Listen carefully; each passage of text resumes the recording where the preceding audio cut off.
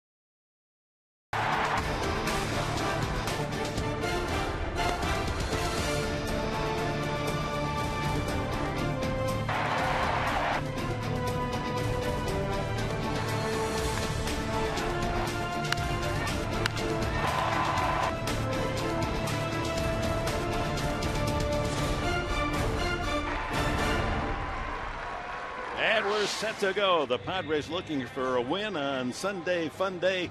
Let's see if it can be run day against these Colorado Rockies, who have won 5 in a row against San Diego this year. Today's Rockies lineup is brought to you by Hyundai. And a couple of changes made by Walt Weiss, the new skipper. Eric Young will lead it off with Dexter Fowler moving to the number 2 spot.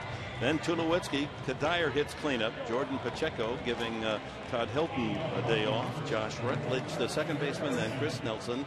Farmer Padre, Yorvit Torrealba behind the plate, and Jorge De La Rosa on the mound. And today's scouting report for Clayton Richard is brought to you by Jaguar of San Diego. Just mentioned a little bit ago, a quality start would be some kind of nice for Clayton Richard. Go 6, maybe 7, fewer than 3 runs, and limit the long ball. Keep the ball in the yard, take your chances. Richard, who led the National League in home runs allowed last year and has given up 4 in his first 2 games. So trying to keep it in the yard. It's a heavy air day, overcast, even some drizzle this morning, and we're underway. First pitch to Eric Young, misses outside. Young, 4 for 18 on the new season. His dad, a very successful major leaguer, and he takes ball 2. Brian Knight calling balls and strikes. Switch hitter, as is Dexter Fowler on deck.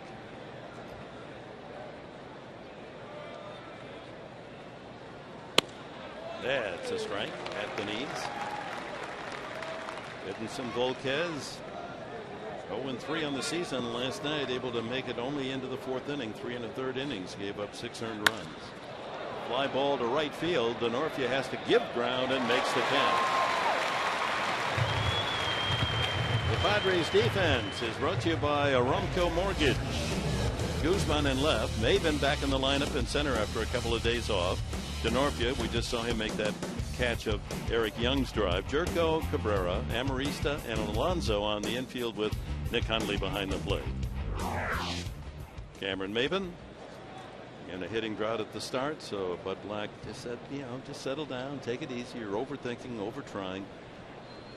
Back in his familiar pasture in center field, where he can cover a lot of grass. Dexter Fowler, thank goodness, not hitting left-handed. His switch hitter is not the same hitter, hitting from the right side. He's 1 for 8 right-handed this year, but left-handed. He's hit 6 home runs, knocked in 9. I think a big key is just what we're seeing here. Quickly working as Clayton Richard, even in the count. See if he goes soft with him. Down and in. There's a breaking ball down and in. Nicely done. Clayton, 29 years of age now. Big man, 6'5" and 243 from Lafayette, Indiana. One of the left-handed Hoosiers. 3 of them on the Padres staff.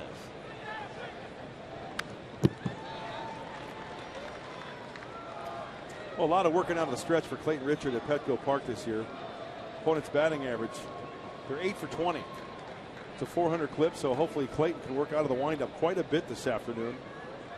Hey, you know what? If they get on first base, just pick him off anyway, right? That's right. He's got as fine a move as anyone in baseball.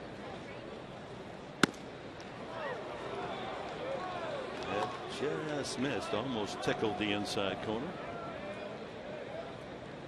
Will Venable. Well, that's Kyle Blanks there, just joining the club. High fly ball, easy chance for Denorfia for the second out. So we can update you on the roster move. Kyle Blanks called up from Tucson, and the right-handed pitcher that we saw last night, Thad Whipper, returning to Tucson. Whipper gave the Padres almost 4 full innings in relief last night, and that was the purpose of bringing him up with this exhausted pen, because the starter's just not getting deep into the games. So Kyle Blanks, popular big man, available for Bud Black. He's got that extra bench player. Here's Tulowitzki, starting the season at 342, 3 home runs, and leads his team with 11 runs batted in.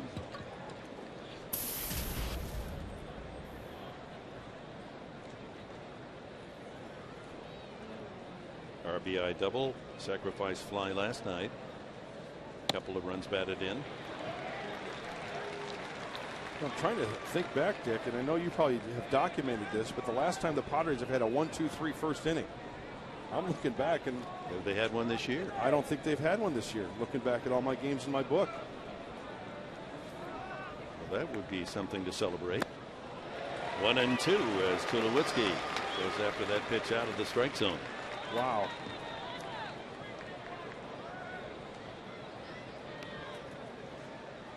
In contrast, they've given up runs in the last 2 games of the Dodger series and the first 2 games of this series. 4 straight games. The opposition leading before the Padres come to bat. 2-2 to Tulo.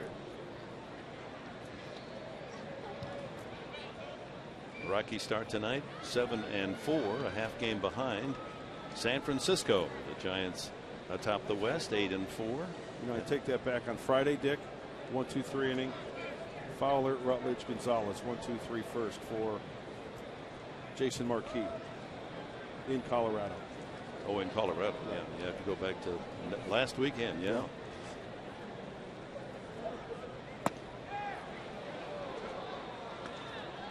Up and in to Tulowitzki, so full count with Michael Kadire on deck. Richard is 2-4 lifetime against these Rockies. ERA up there at 5.68. The Rockies have been belting all pitching early here in 2013. Lead the National League. There goes the possibilities of a 1-2-3 inning as the walk to Tulowitzki brings up Kadire. Well, he elected to throw him a 3-2 breaking ball there. He did not look good on the previous breaking ball, and he took that one. Kadire, a 2-run home run last night. His 3rd of the season, 2 of those against Padre pitching.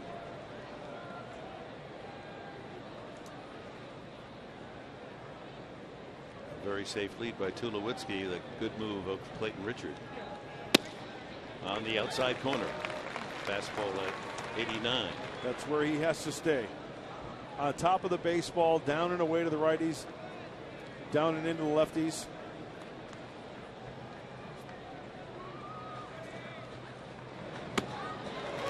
Last night, Kadire into the left field balcony.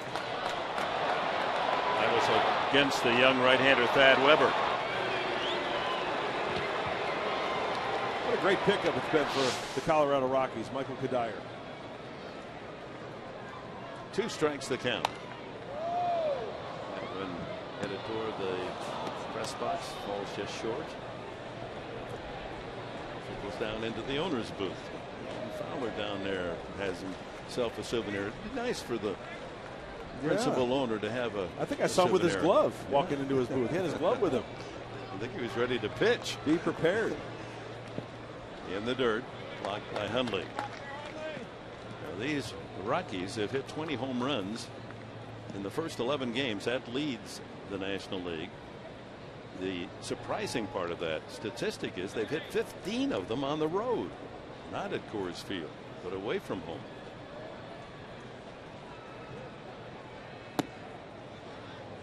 Two and two. Kadire. Padres after the game will bus up to Los Angeles. First of 3 tomorrow night at Dodger Stadium. Colorado goes home to host the Mets. Arizona, then Atlanta. Tough play for Cabrera. Just does get it over there in time. Needed all of that big arm to retire Kadire. Nothing for the Rockies in the first. Here come the Padres to hit.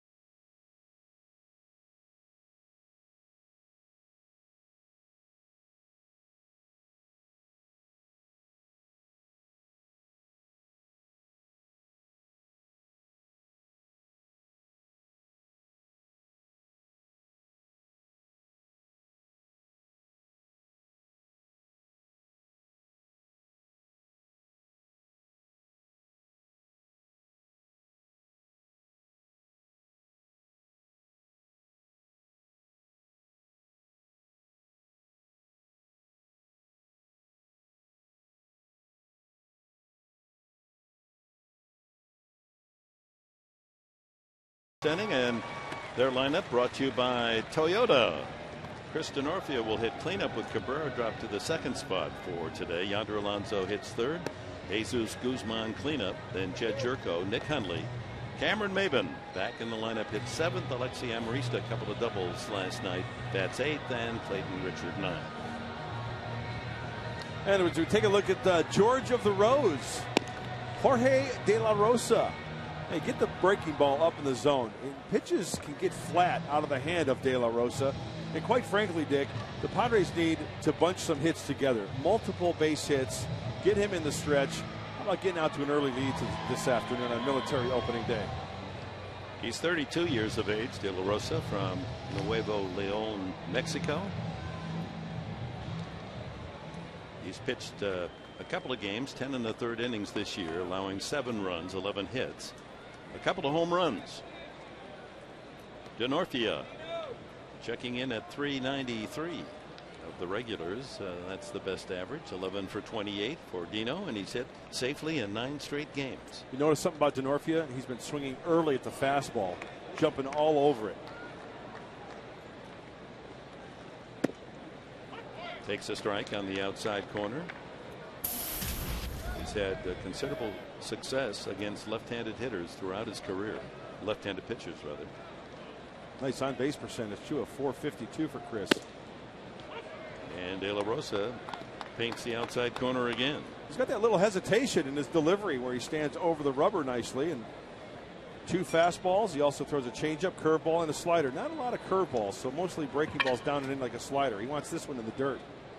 Torrealba just put his glove on the dirt there. There it is. Get it down there. Line drive that skips foul, about 5 feet foul past first. Pretty simple and straightforward for De La Rosa. Nice and deliberate. Little pause there to collect his body before he goes forward and drives. Not a max effort pitcher by any means. Pretty mechanically sound.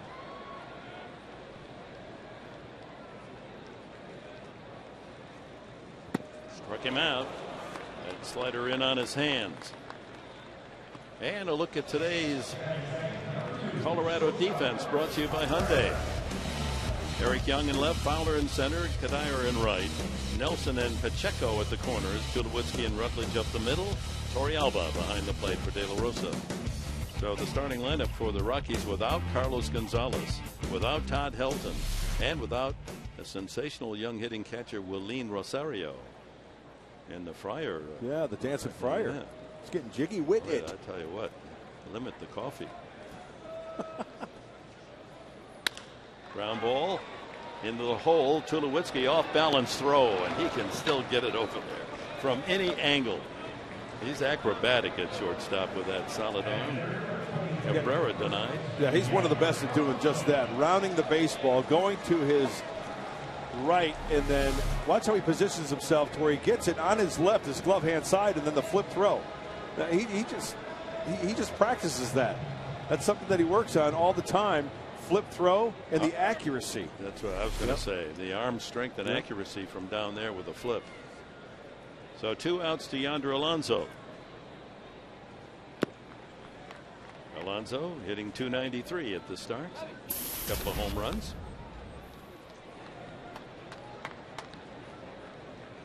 Skies a bit lighter than they were an hour ago. 1-1.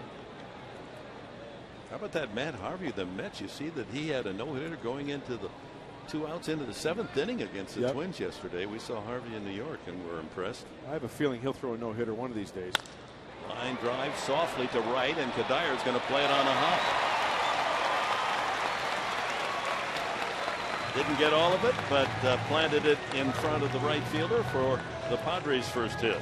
Well, speaking of no-hitters, there goes the no-hitter for De La Rosa. Here it is. Phone a friend. Wake the kids off the end of the bat. And Yonder Alonso is aboard.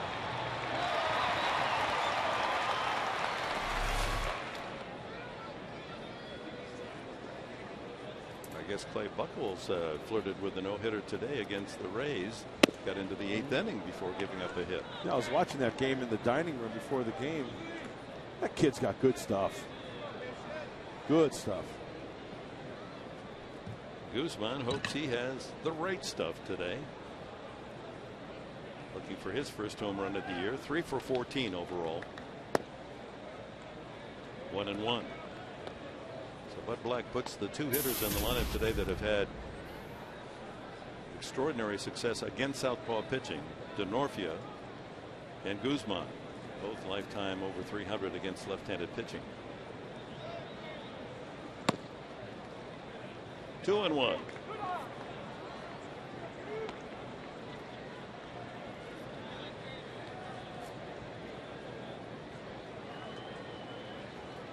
Jed Jerko would be next.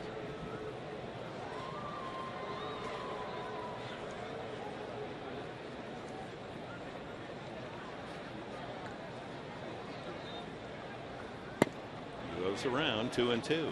Oh, another pitcher, De La Rosa, who's bouncing back from Tommy John surgery. Doesn't seem to have any problem. You know, the velocity is down just a tick or two, but that slider still looks like it's lively. Good tilt to it. Yeah, missed almost all of last year. Pitched 3 games at the very end of the season.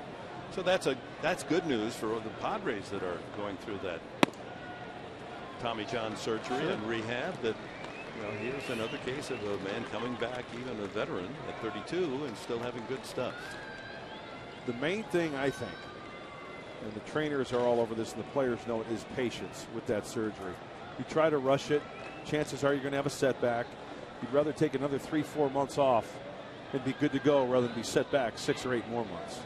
3-2, runner goes, and it's fouled at the plate. So Casey Kelly, Corey Lutke, Joe Whelan, 3 young arms for the Padres, all undergoing that Tommy John surgery. You can only hope that they will all come back better than ever. There's Corey. Starting to throw a little longer, stretching out 75 to 90 feet now. Take your time, young man. You're going to pitch in the big leagues a long time.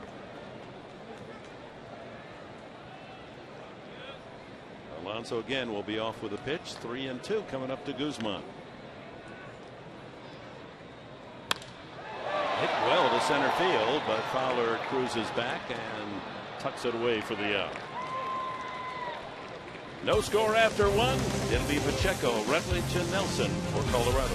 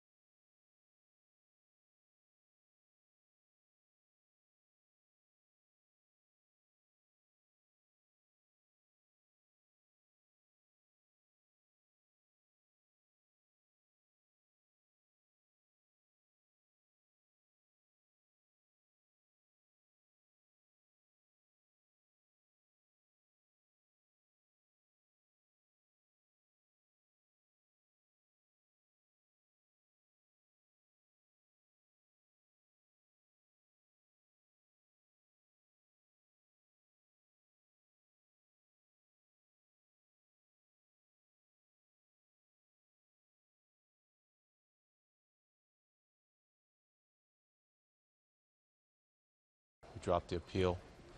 I'll start serving my suspension. We did appeal based on the timing of the punishment given to us an hour before game time. We needed the chance to, one, as a team, put together our roster. 2, see what my options were and my rights were as a player. Carlos was also asked if he would be up for reconciling things with Zach Greinke, and he said he would, but he said, I think moving forward, we both need to be concerned with just getting back to baseball. That's really what he is focused on right now, seeing this suspension through, getting back to baseball, and getting back to his team. So this will be the first, Kelly, of 8 games that he will not be available for the Padres. The suspension begins today. You saw Jordan Pacheco grounded short. This is Josh Rutledge. And the Padres are short a man then, because in the suspension the team is punished as well. They have a 24-man roster. And that's another reason why Kyle Blanks was called up from Tucson. Rutledge 9 for 42. Homered on Friday night. So everybody's going to have to pick it up a little bit when you are minus a player or two. Kyle Blanks, he'll get some at-bats, and hopefully he'll carry over from what he was doing in Tucson. Do a pretty good job up there, hitting .296 for the Tucson Padres. And Richard takes care of Rutledge, his first strikeout. Oh, bouncing back after the 2-out walk in the first inning. He stays on top of that pitch. Looks like a little fastball in the inner half of the plate. Straightens up Rutledge. The freeze fastball. Nicely done. 2 outs to Chris Nelson. Nelson, the third baseman, .267 average.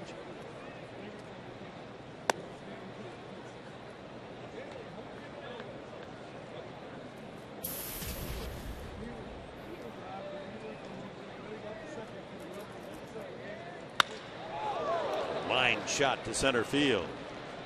Solidly struck by Nelson for the first Rockies hit.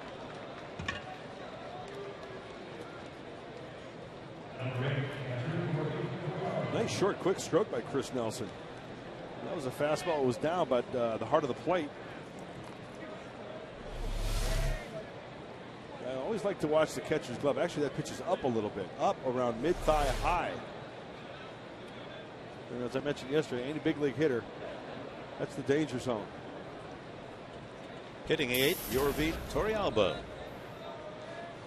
Member of the Padres team 2010. It's a nice article in the Union Tribune this morning about Yorvi. They're kindly praising his abilities not only in handling pitchers but in the clubhouse. He just because he communicates with the Spanish-speaking players as well as English, and a good humor guy. He's a good egg. And he has caught all of the starts of Jorge De La Rosa so far this year, so tries to keep him in check as well. Keep his emotions in check when he's out there on the mound. 2 for 6 with a bat.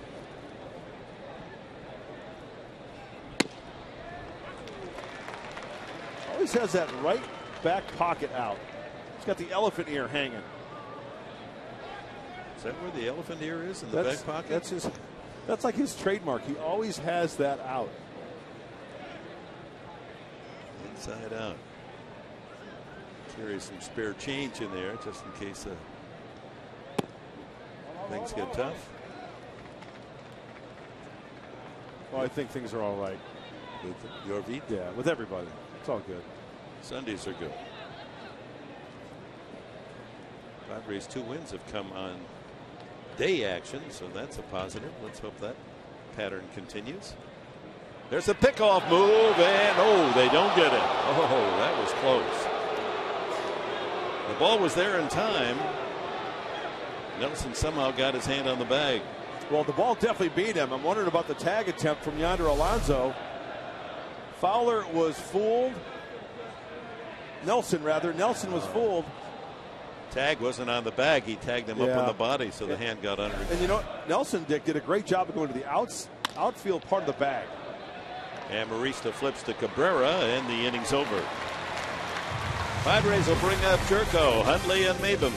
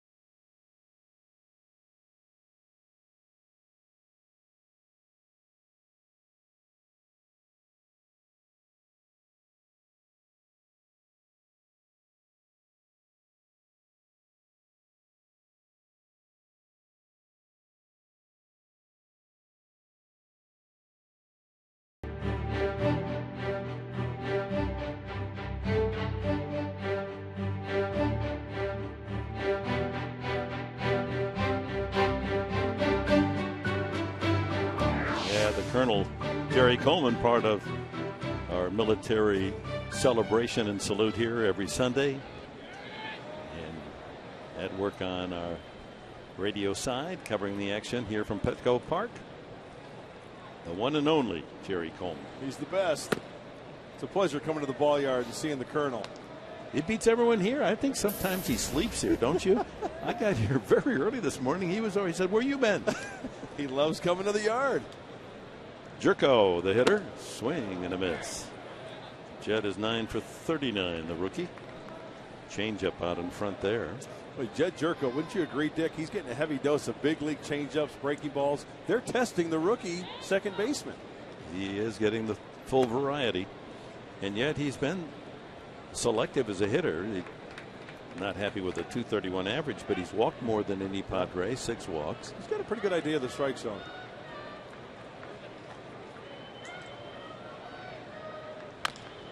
Swinging bunt. That should be a hit, and will be.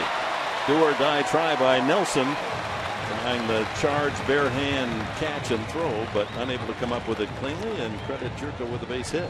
Hey, the swinging bunts are A-OK. Chris Nelson trying to do a little bop on that one with the bare hand. It cannot find the handle. It's a good way to start this second inning with a base runner. It wasn't scalded, it was topped. Make it hurt, I guess, huh? Leadoff man aboard, Nick Hundley. 11 for 33. Tied for the National League lead with 5 doubles.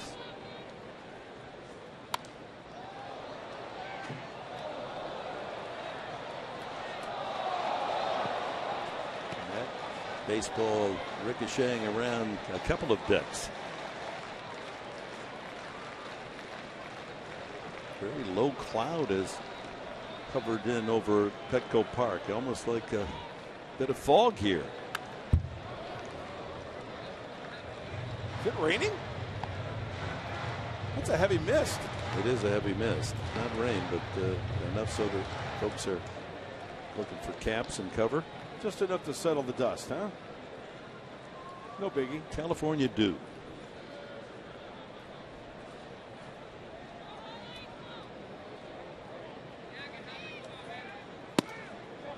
Inside, he did not go. Jerry Davis there at first base.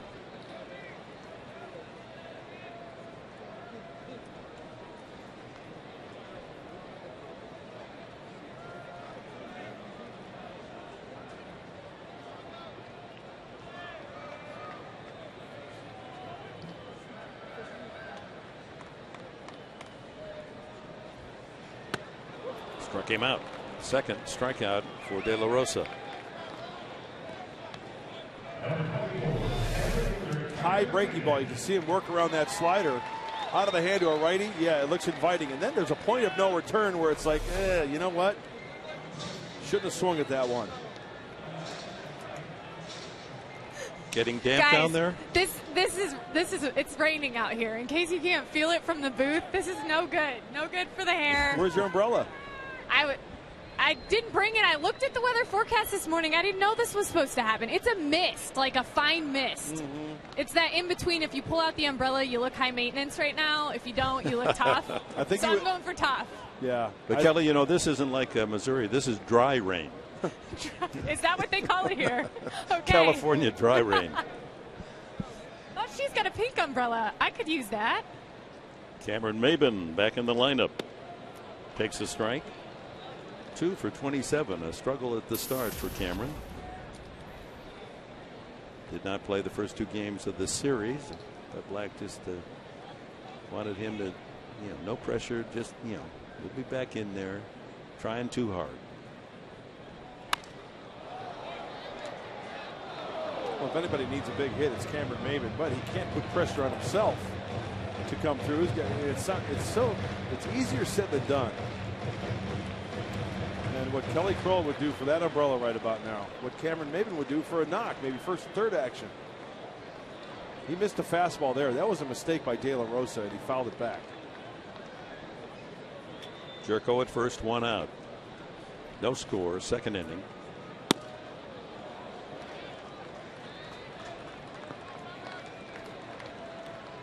De La Rosa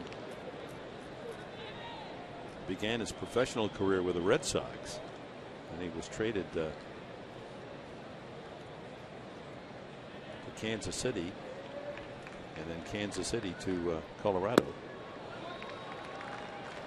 Another deal in 2003, Boston sent him to Arizona. Curt Schilling went to the Red Sox. That was a big deal for Boston. Yeah. His best year, he was 16-9 in 2009. That was the most wins by any National League lefty.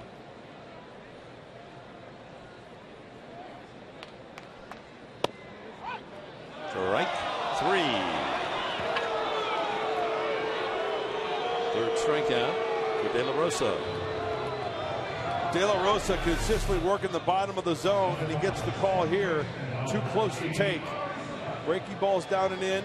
Let's check it out from the side. Yep, that catches the knees. Yep.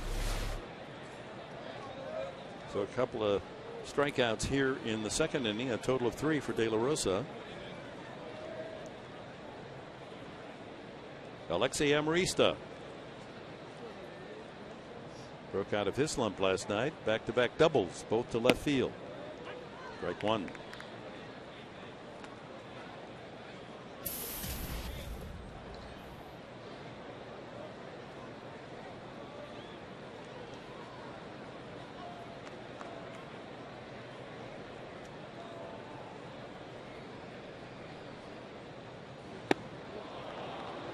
See what 0-1 does, Dick? We talked about that yesterday. De La Rosa had 0-1, correct? Now Alexei Amarista has to expand the zone. Anything that even looks like it's going to be a strike, he doesn't want to be 0-2, so he has to offer to it. What does De La Rosa throw? That little slider down and away off the plate. Finds himself ahead 0-2. You don't have to throw him a strike here. Nope. Let's see what he does throw. He went after that pitch way low, and now tries to hit that upper corner, misses. 1-2. Carlos Gonzalez doesn't want to get wet.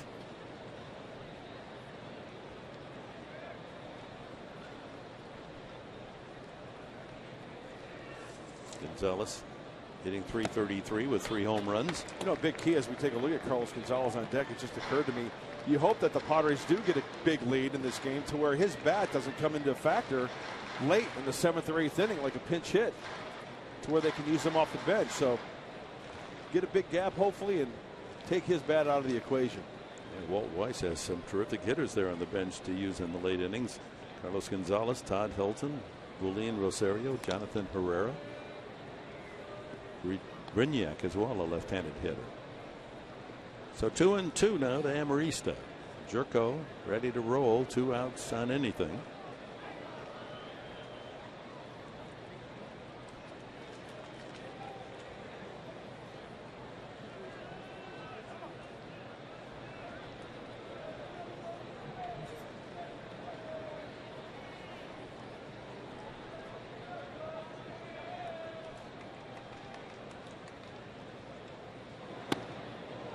Inside, although Fox Tracks, Southland Technology brings you Fox Tracks.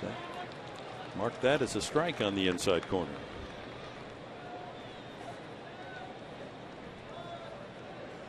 Had him 0-2. Pacheco at first backs up a couple of steps behind the runner. Jerko off with the pitch.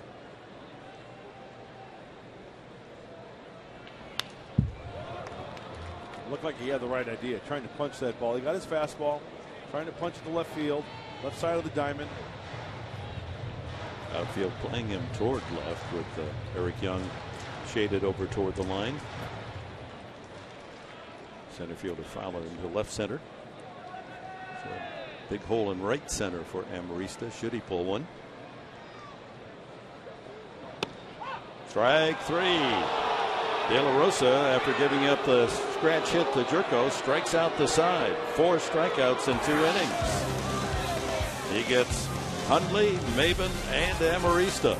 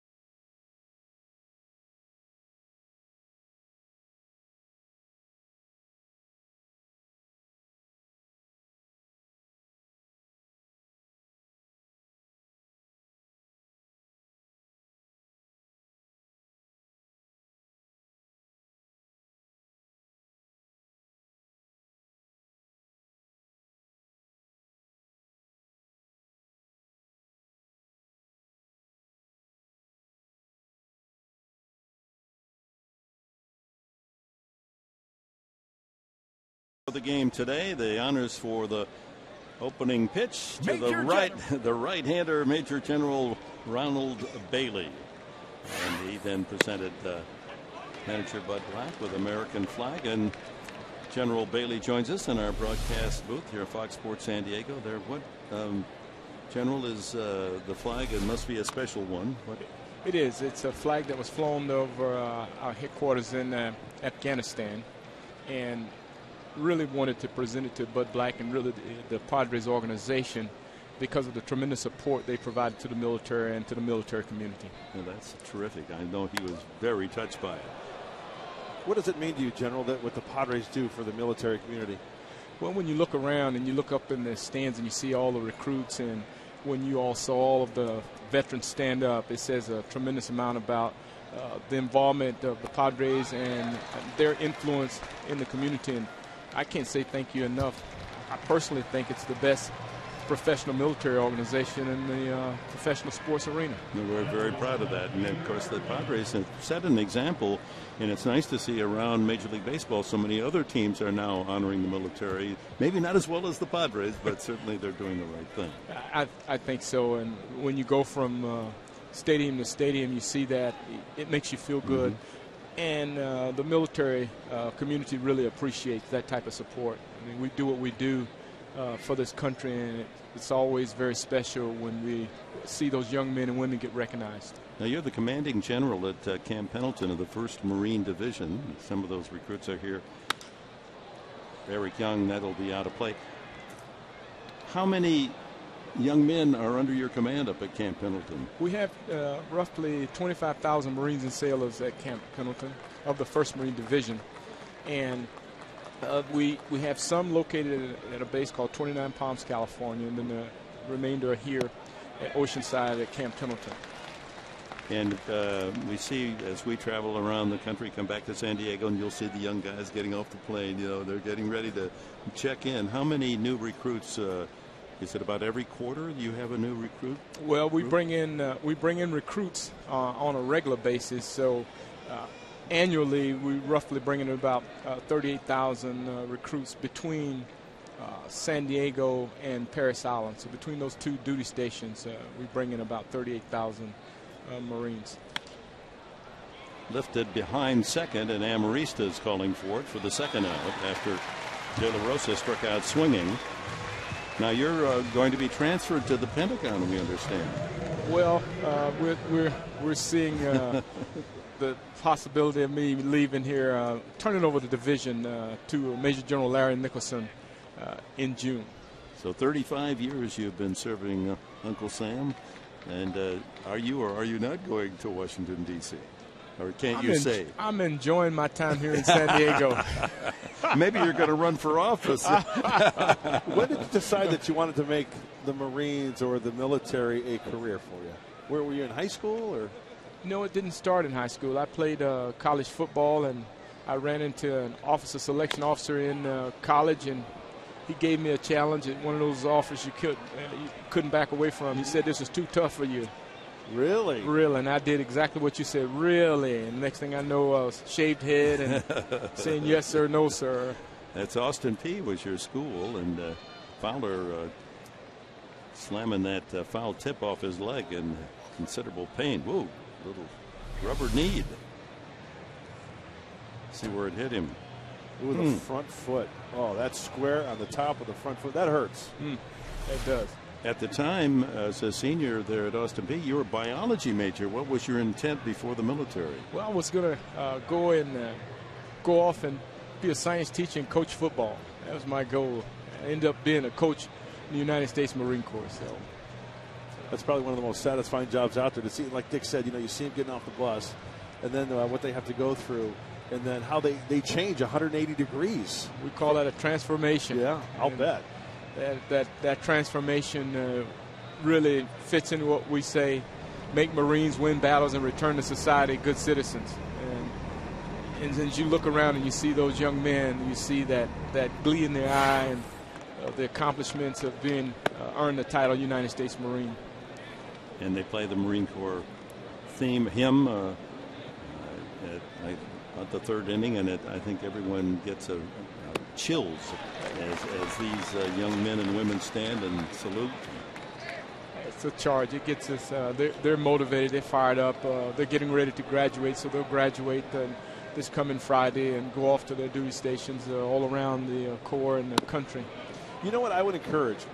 Because the graduations are open to the public, correct? They're open to the public. You don't have to have a son or a nephew. I went to my nephew's. I tell you what, you talk about a moving experience. I cried, I laughed. So I would encourage the public here in San Diego, if you've got an afternoon, find out when the graduations are and attend a graduation.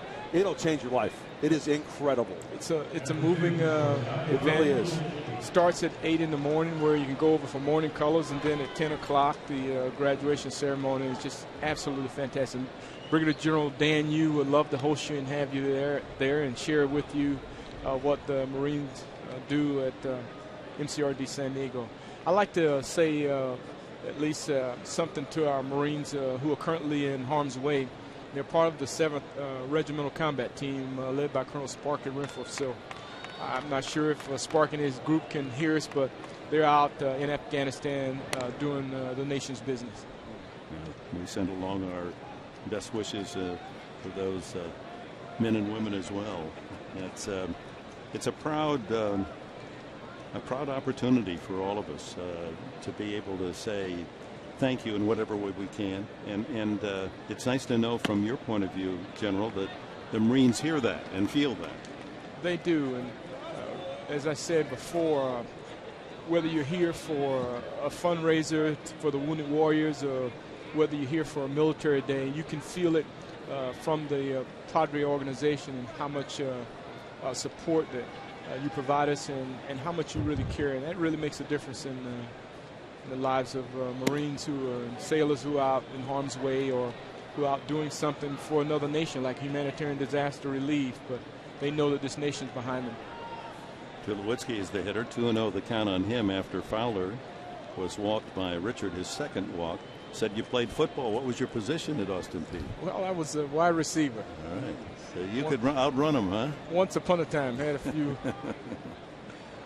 Baseball ever as a kid? I played baseball as a kid, and actually my receiver coach was a baseball coach. So he said, hey, you got good hands. I need you to come over here to the batting cage. And I stood in the batting cage once and go, watch that ball go by. That's not the way that football comes. Yeah. So it'd been out a couple of years and realized how time passed you by. Even as a young man, if you don't stay connected to this game, you lose that eye-hand coordination.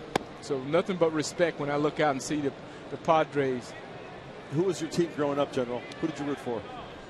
In the South, there was only one team at that time. It was the Atlanta Braves. Yeah. So there were not a whole lot of teams in Florida, none really except a minor league team in Jacksonville. So yeah, that's right. You're from the nation's first city, St. Augustine. That's right, the nation's oldest city. So everybody was rooting for the Atlanta Braves at that time.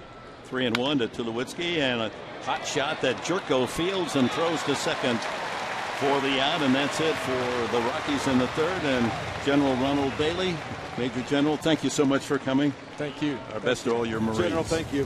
Thank you very much. Thank you for all you do. Pleasure.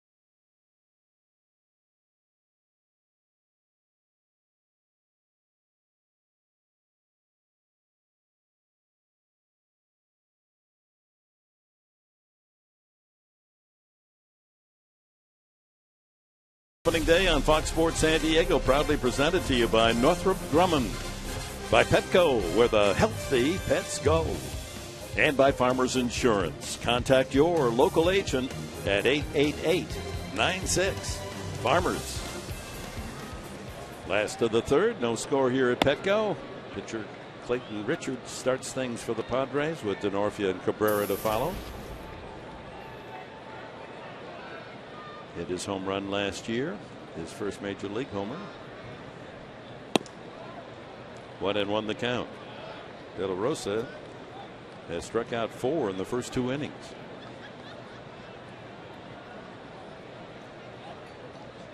General Bailey, really impressive. Huh? What a great man.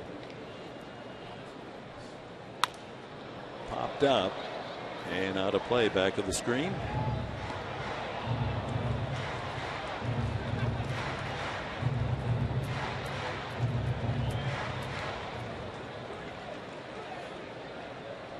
Try to get that pitch count up for De La Rosa. Next toss will be number 39 for the left-hander. High hopper, easy chance at second base for Rutledge, and there's one away.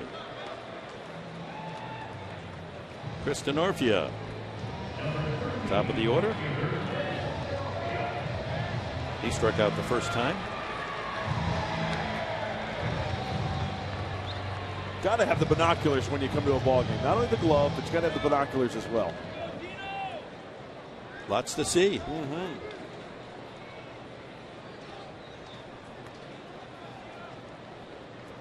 Everything but checking on the pitcher's grip to where's the concessionaire? Come on. Good breaking ball. He's a clever, wily veteran left-hander, this Jorge De La Rosa.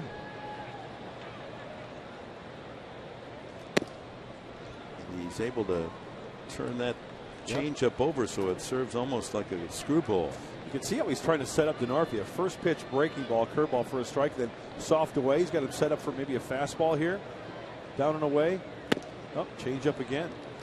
2-1. Dino looking for a hit to extend his streak to 10 consecutive games.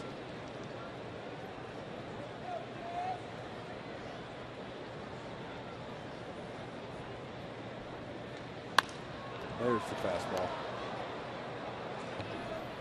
You see Chris Denorfia late on the 90-mile-an-hour fastball. Changeup's about 83, 84. That's a little too close, really.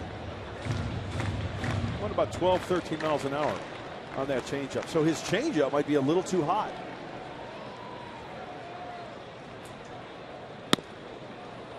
And the count goes full. Well, we've hit a lot of deep counts, huh? First week of the season, first week and a half. Lots of 3 and 2s. Yeah. That's even without Chase Headley. Yep. Just think if he were in the lineup.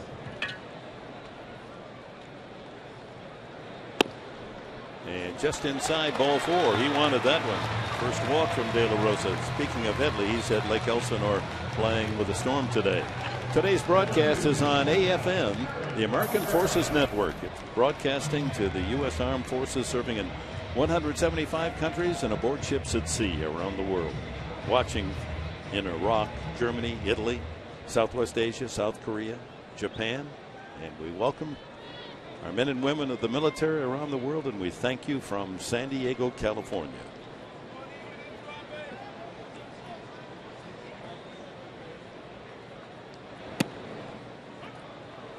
Everett Cabrera grounded to shortstop his first time.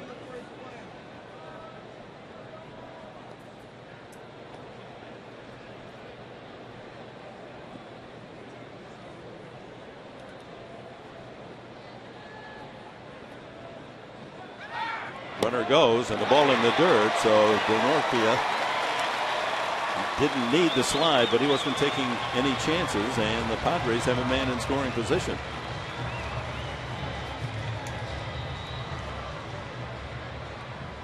Hey, a break for San Diego.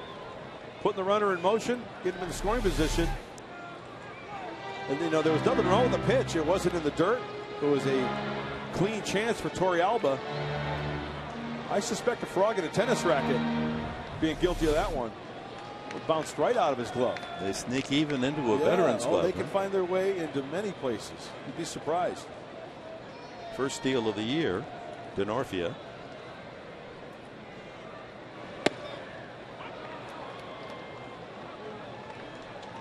One ball, two strikes. Stavert Cabrera.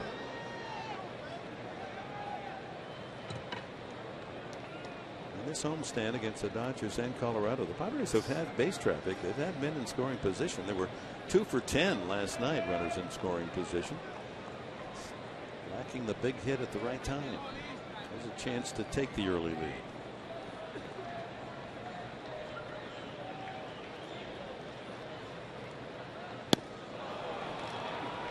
Strikeout number 5. There's that slider again. He's thrown the changeup away to righties. He's buried the slider. You see the rotation down and in, boy, not even close. Swinging over the top of that one for the strikeout.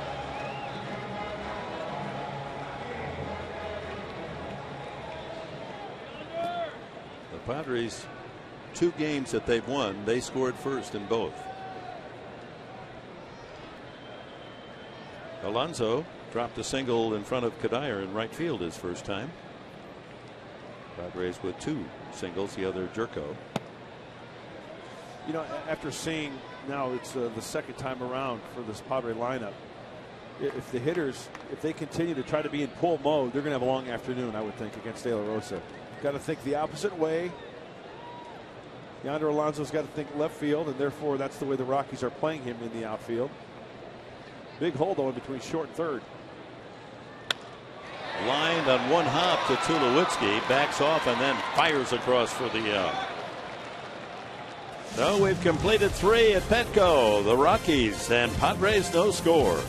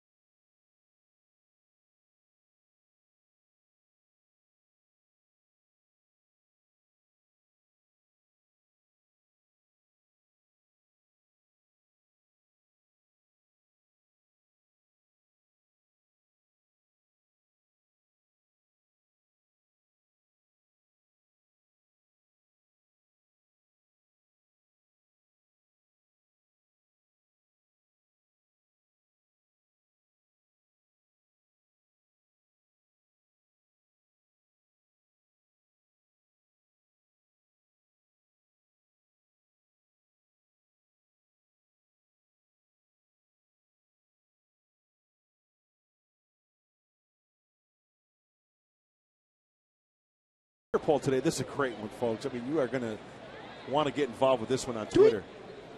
I just heard a tweet. Here it is. Which team will lead the National League in home runs? Hashtag Reds HR, hashtag Rockies HR, Braves HR, Nationals HR. We're not talking human resources. We're talking home runs. So get on Twitter, take part in our poll. We appreciate it. Carry on. Kadire leads off for Colorado. Weak wave at that one. Grounded to short his first time. Rockies have had 3 base runners, a couple of walks, and the only single by Chris Nelson. So based on our question of the day, Rockies have the lead in the majors with 20 over the Oakland A's. You wouldn't think the Oakland A's would be up there. No, boy, they're having a heck of a start as well, aren't they? They're like 9-2 or 10-2, 10-3. They're doing really well. Atlanta, though, 9-3 for the swinging A's. Atlanta's 10-1, the best record in baseball. They've won 8 straight. So the military around the world, the Braves fans, as was the case with General Bailey, pleased with their start.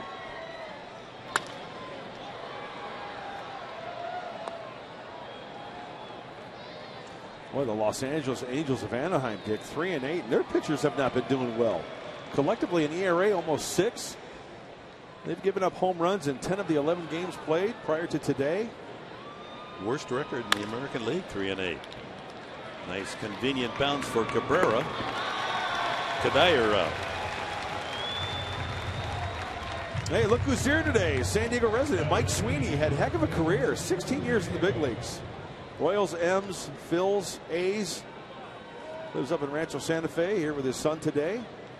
Good man right there. Had a heck of a career. His son wearing the old Brooklyn Dodger hat. Yeah. I love that B. Love that. The bums. That's right. Dem bums. Dem bums, yeah. How did that come about, Dick? Do you know? Yeah, I should know that. There is a story. Part it had to do with the Giants and Yankees were really the toast of the Big Apple. You. So they were like number 3 on the list, huh? Yeah, and the bums over in Brooklyn. Gotcha. That makes sense. I'm not sure that's right, but it does. Maybe it's logical at least. Perfect sense, yeah. Jordan Pacheco, young first baseman, grounded to short his first time. You hear the recruits up in the upper right field deck responding to some drill sergeant's commands. Buy them all a hot dog. Come on, Sergeant. How'd you like to be one of those? Is it drill instructor or drill sergeant? Instructor, drill and PI. Yeah. How'd you like to be one of those guys? I just like the hat. Man. Was it 8 weeks in camp and then they send them off and then they get a whole other group of kids coming in? Start all over again. 35,000. Fly ball, center field. Maven, late break, and there for the Cavs. You know, this day in history, not baseball history, but in history, was really not a very good day. Yeah. This was on this day in 1865. President Abraham Lincoln was shot at the Ford Theater in Washington. He died the next day. And in 1912, the Titanic sank. Bad day, April 14th. Yeah. Let's hope that's all in the past. It's part of history and not our future. Happy day, though, too, for some of us. My daughter Emily is 27 today. Oh, it's Emily's birthday. Happy birthday, Emily. Over in London. Yeah. Maybe she can get us on MLB.com over there. Very nice. Rutledge struck out, took a third strike in the second. Tomorrow's my favorite day. The Ides of Tax April. day. Because you get all that money back because No. you're so. Oh, you don't. No. Pulled, just foul. That almost skipped over the bag. But tomorrow also being Jackie Robinson Day, correct? In baseball? The official day, right? Yeah. And there'll be celebrations throughout every major league game, and we'll be up in Los Angeles appropriately with the Dodgers. I'm sure they have a terrific event scheduled. High fly Denorfia looking up into the gray. And it's a 1-2-3 inning for Clayton Richard. This is the start the Padres have been hungering for.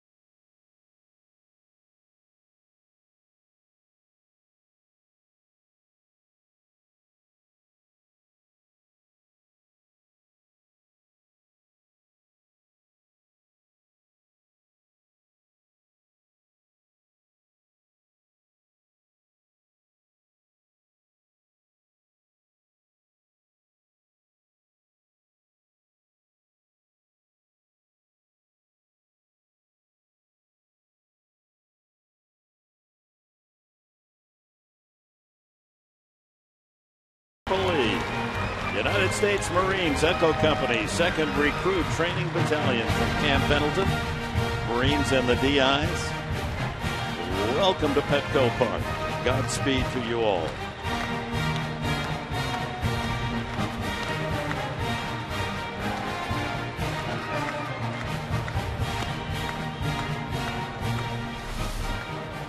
Well, if you just came out for that moment, it's a complete day. Absolutely. It's worth the ticket just for that moment. I get chills every time.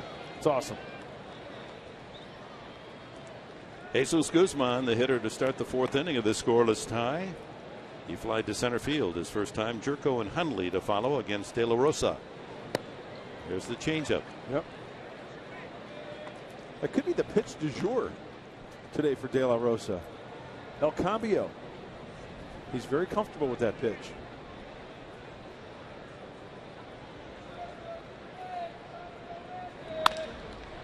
Another chance for Tulowitzki, showing off that strong arm. Clothesline across to first baseman. Pacheco for the first time. In case you're just joining us again, the news of the day, Kyle Blanks has been called up, the big right-handed hitter from Tucson. And Thad Weber, who was up for a couple of days, pitched last night, is on his way back to the AAA team in Tucson. There's Kyle. And Carlos Quentin has started his 8-day suspension today. And so he will not travel with the team to Los Angeles and San Francisco, and will be eligible when the Padres come back home against Milwaukee. He'll miss the first game of the Milwaukee series and be eligible on the 23rd. By that time, Chase Headley should also be back in the Padre lineup. Jerko, a swinging bunt single toward third his first time. Headley is playing not as a DH today, but at third base, so he's getting in some fielding work at Lake Elsinore as well. The guess is that he'll be with them for a couple, 3 more days and join the club sometime on the upcoming road trip.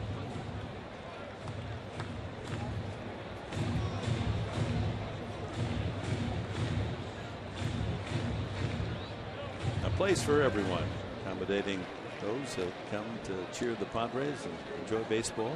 Yeah, that's a great vantage point from the park in the park there.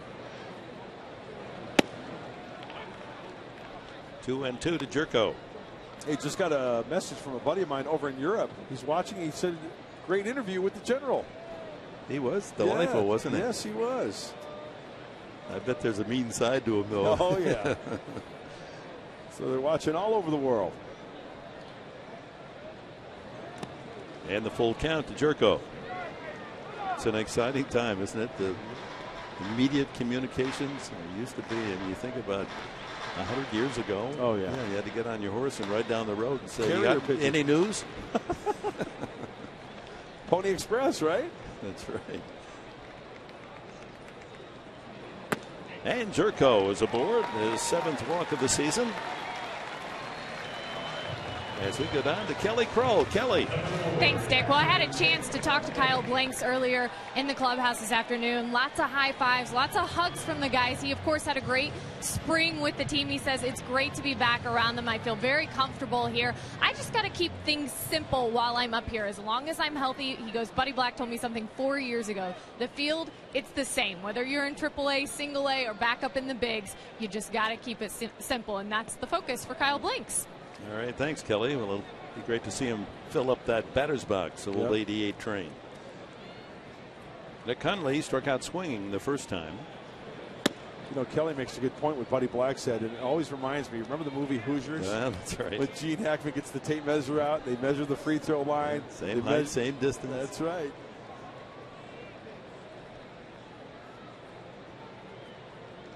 Just put the ball in play sharply between those lines. Kyle did have a terrific spring. Yes, he did. So did this man, Nick Hundley. And it is transferred well, hitting .333 at the start.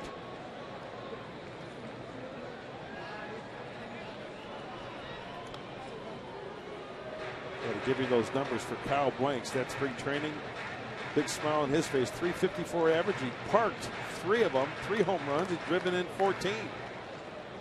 That led the team. 14 runs batted in. Mark Sweeney has joined us down by the Padre dugout, so we'll get his comments as we move along here in the fourth. One out. Ground ball foul past third. Mark Sweeney, what's the dirt down there, big boy? How's it going? Oh, it's going good, guys. Mike Pomeranz gave us the weather report earlier today. Said no rain at all, but right after our show it started raining. So, Mike, you are not a weather guy. Did you bring Kelly Kroll an umbrella down there? No, I did not, but I can't blame her. I mean, coming from somewhere else, the weather is always great here. You don't have an umbrella here. It's a 10-minute window. Well, you know, Mark, it's dry rain. Come on. I love that, Dick. You were exactly right. It is very dry rain. Lifted to right, pretty good depth, but Kadire near the track makes the catch, the tag, and no advance as Kadire's throw way off line, but Jerko not about to gamble on going to second on that fly ball. 2 out. Cameron Maben steps up.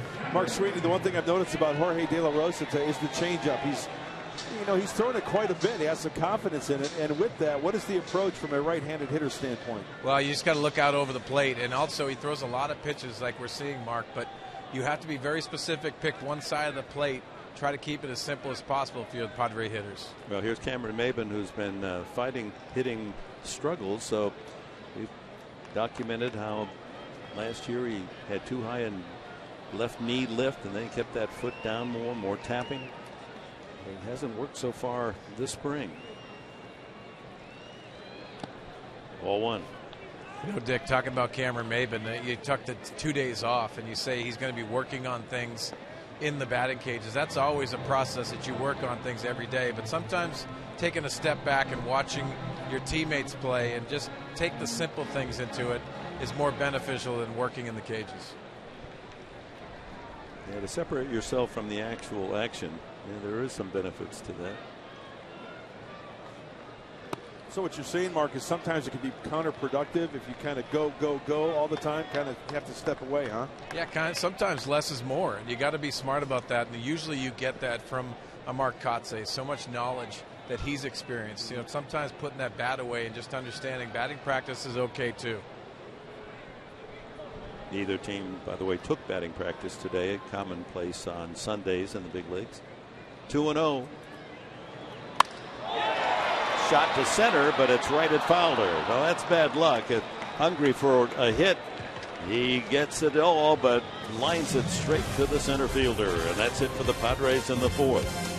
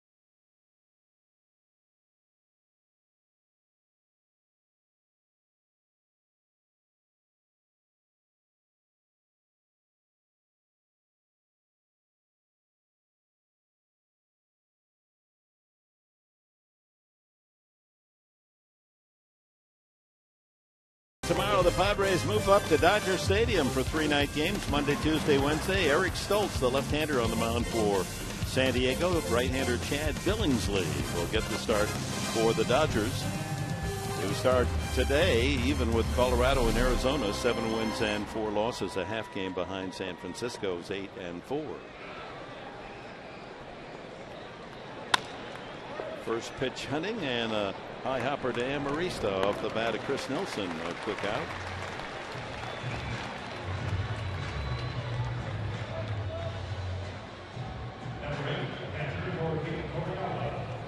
So the ground ball working for Clayton Richard today. Let's see, 1, 2, 3, 4, 5, 6 ground ball outs, including Torrealba steps up. He grounded to Amarista the first time for a force.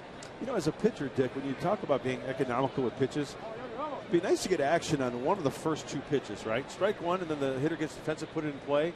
You're going to give up hits every now and then, but chances are you're going to get a fly ball, a ground out. Next thing you know, you got a quick inning under your belt. First pitch strike to Torrealba.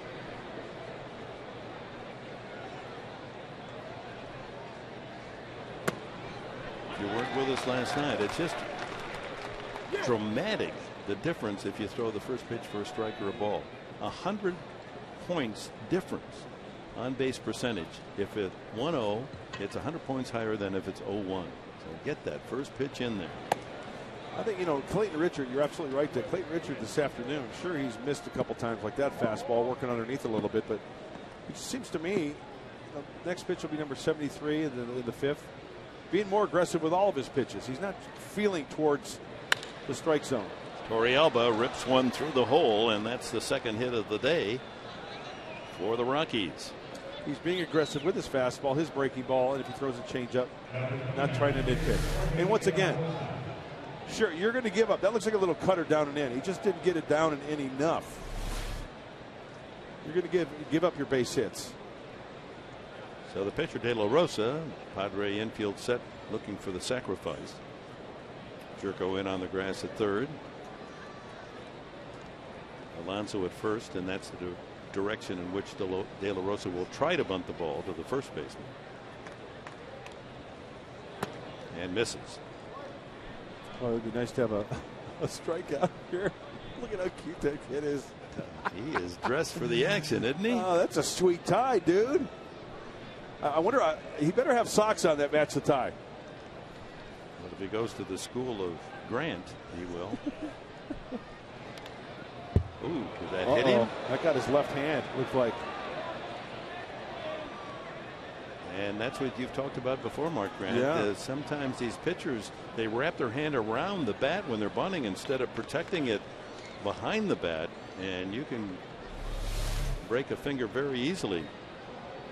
Yeah, his fingers look like they're exposed there, and immediately. Oh, it's the other hand. It was the left hand, not the right. That's his pitching hand. Top hand. Looks like it pinches that finger, his index finger. Mark Swinney, could you see what happened? Yeah, it looked like he was trying to lay a bunt down with his pinky finger. You know, unfortunately, this happened to Chad Billingsley for the LA Dodgers, and he missed a couple starts at the beginning of the season because he was doing a drill. And sometimes they're only taking drills with batting practice, but you can see that hand, you have to keep it behind the bat. The proper technique is just almost pinching it with your hand so it's not exposed. Apparently he's okay. Count 2 strikes on him. Torrealba at first, 1 out here in the top of the 5th inning. No score. Going to try it again. And misses. Not a very good at bat, trying to move a teammate up into scoring position, and that's strikeout number 3. And that's going to linger. That little injury is going to linger as he sits. It might get a little swollen. It might feel a little uncomfortable. Have to keep an eye on how he grips the baseball. Yeah, bad attempt. His heart wasn't in that one. He wasn't going to get hit in the hand again, was he? Here's leadoff hitter Eric Young Jr. Line to right, pop to second.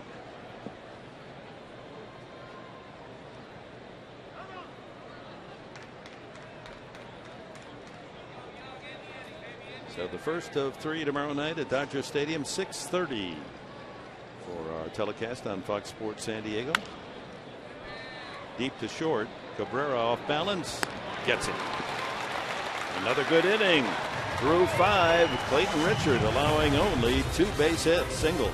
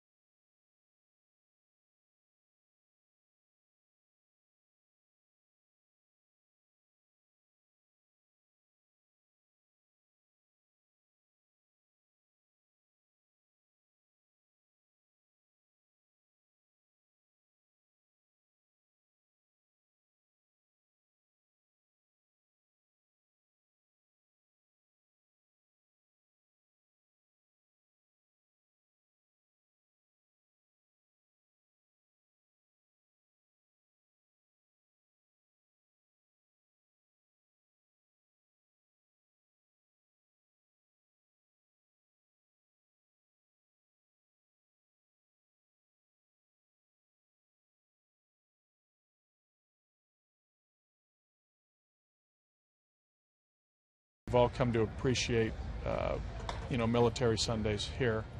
I think the players enjoy it. I think the fans, are into it. I love when, whatever group of the military is here up in the bleachers in right field, and they're recognized, and the whole crowd sort of looks up and applauds. I think that's the best part of the day. Bud Black agreeing with us as the manager, with all his responsibilities, able to take himself away from the dugout action and appreciate the military that come on Sundays here to Petco Park. Bottom of the fifth, Alexi Amarista with Richard and DeNorfia to follow for the Padres. Real pitchers duel, a couple of left-handers, Clayton Richard and Jorge De La Rosa. Amarista took a third strike the first time. Weak wave and a miss. That ball by him.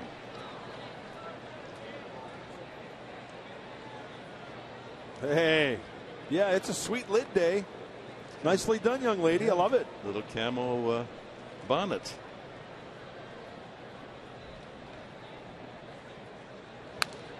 Everybody should have at least one lid in the closet. Your go-to. Protect the dome. Just think today, if hockey action was beginning, you couldn't have a hat trick. People don't wear enough hats to go to the games because in the old days they throw their fedoras out there, everyone right? had a hat on, so you celebrated with throwing the hat out there on the ice. Now it's octopi, at least in Detroit.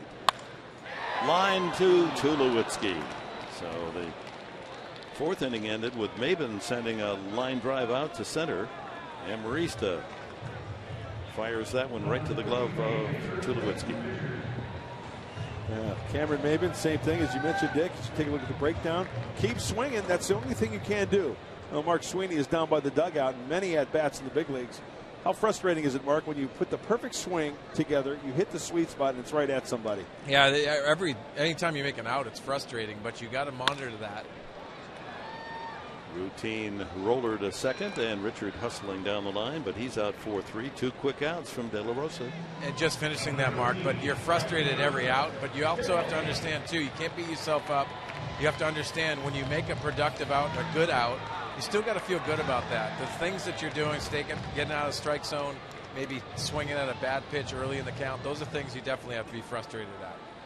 Makes you appreciate the fact that it is a game of failure. 3 out of 10 times you get a base hit, you're one of the best. And then when you think about it, Ted Williams, 4 out of 10. Yeah. That's yeah, it is today. You just can't fathom. Although Tony Gwynn came pretty close. Rod Carew close one year. DeNorfia. It's unbelievable. Like you said, 3 out of 10, you're in the Hall of Fame in football. A quarterback 3 for 10 passing, you're terrible. You're basketball 3 for 10 from the field. See ya. Yeah. Released. Yeah. And a quick 2-strike count on DeNorfia, who has struck out, walked, and stole a base. It's been all pitching so far.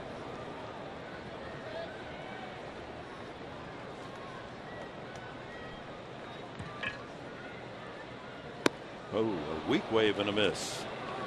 DeNorfia down on strikes. 1-2-3 inning for Jorge De La Rosa.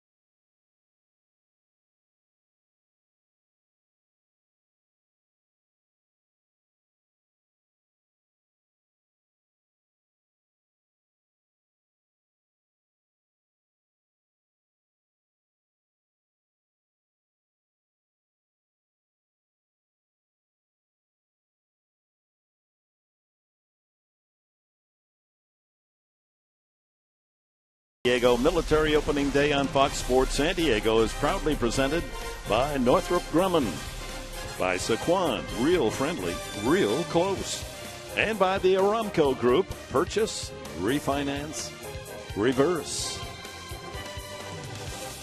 5 innings complete, no runs, 2 hits for the Rockies, no runs, 2 hits for the Padres, each team leaving 4 on base. The Padres have advanced 2 runners to second.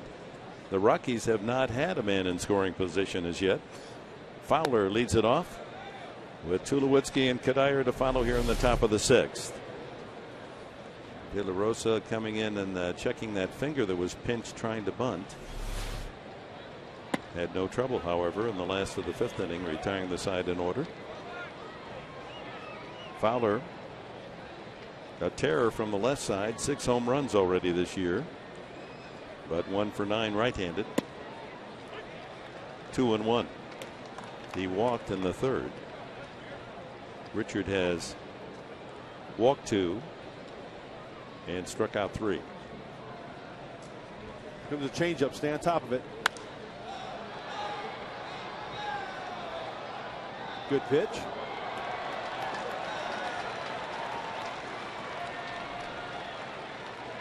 Young man with the glove. Sign him up.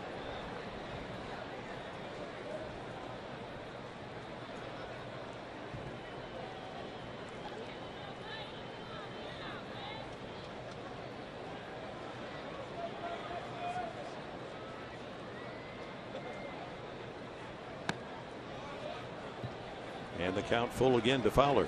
I bet you that foot's got to be barking. Remember, Dexter Fowler fouled it off his front foot right on the instep there up top by the laces, and a couple innings after that'll start barking. The dogs will start barking a little bit. He lost him a leadoff walk.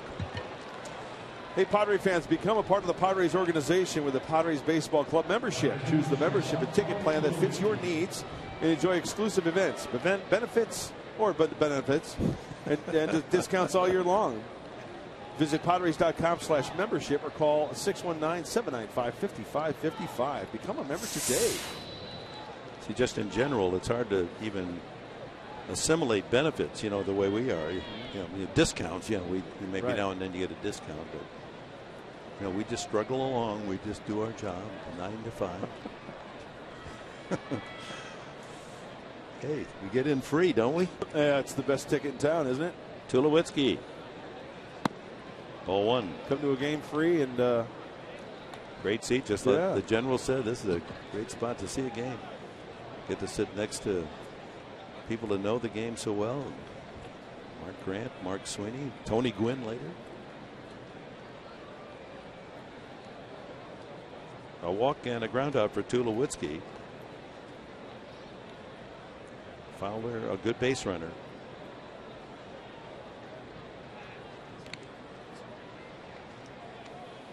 This is what's so important. We talk about it quite a bit, but the running game, containing the running game with Clayton Richard out there. They're going to shorten up their leads. The threats to run aren't going to be there. This is only the 3rd time this year that a starting pitcher for San Diego has made it into the 6th inning. First time for Richard. He had Fowler going back to first base when he delivered to the plate. It's amazing, isn't it?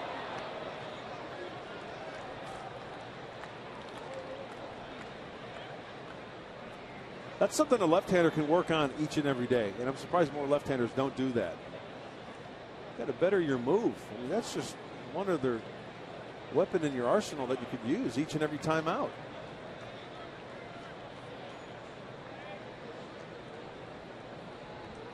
Infield looking for a ground ball, turn 2. Big cut by Tulowitzki. High fastball. Well, usually when you throw a mistake to Troy Tulowitzki, just didn't get that top hand on top of that high fastball.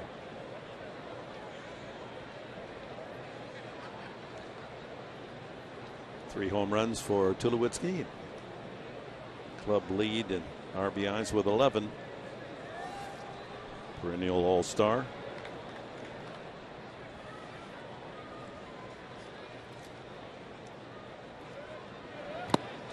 Strike 3. Foul tip into the glove of Nick Hundley. Tulowitzki quizzing something there before he leaves home plate. I think he may have thought the ball hit the dirt, but it looked like Nick Hundley cleanly caught that pitch off the bat. Therefore, he hung on to it, a strikeout. Yep. Yep. Caught it cleanly. Yes, he did. Good pitch, down and in. So 1 out to Michael Kadire. Up twice, ground out to short twice.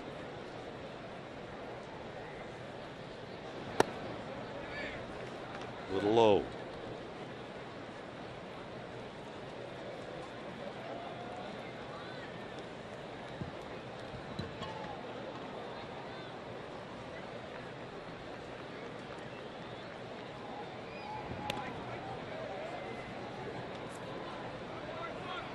Kadire, while at Minnesota,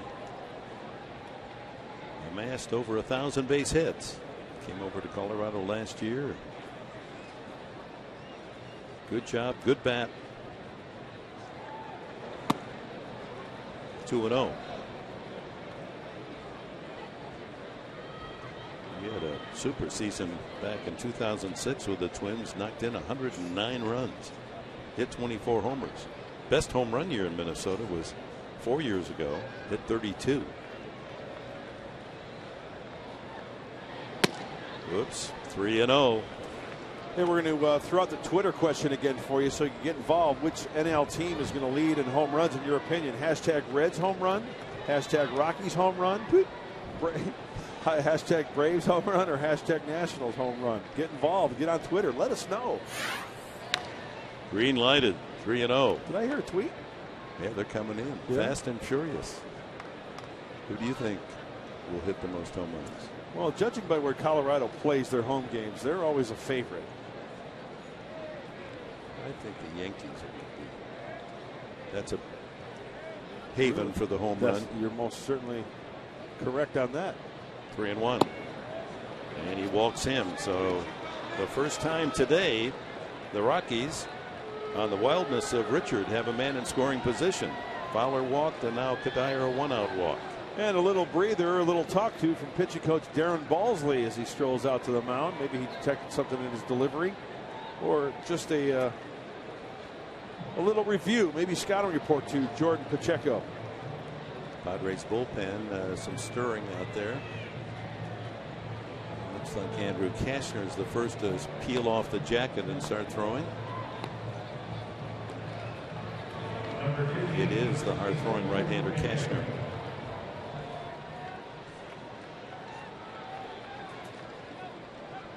So 4 walks from Clayton Richard, 2 of them here in this inning. First serious chance for the Rockies. Pacheco is grounded out and fly to center.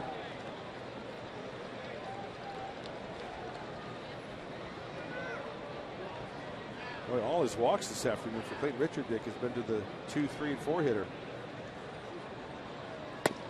That's a strike. 2 to Fowler, 1 to Tulowitzki, and now 1 to Kadire.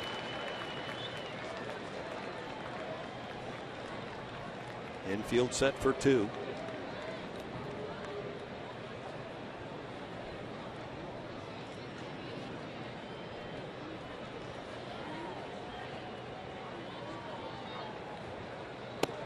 Strike 2. Good pitch.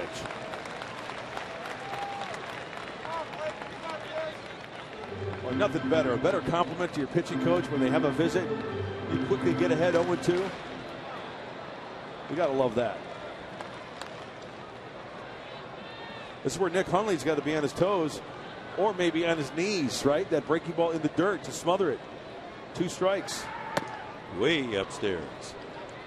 Pacheco, 27, solid rookie season a year ago. He hit .309 with the Rockies. That was 5th best batting average in the National League. So another Colorado Rocky that can swing the bat. Takes outside, 2-2. This becomes a very important pitch in this game. 2 men on, walks to both of them, and now a 2-2 pitch. He doesn't want to go 3-2. Fowler at second, Tulowitzki at first. Or rather, Kadire at first.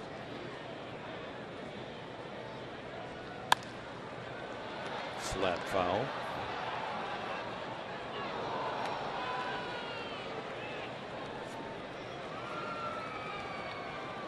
That one almost landed in that concessionaire's blue and pink cotton candy. Yeah. That's been quite a catch, huh?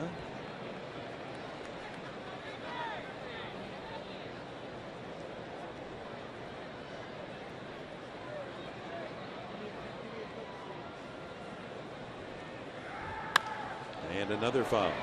Same spot. On deck is Josh Rutledge. 6th inning. Couple of walks.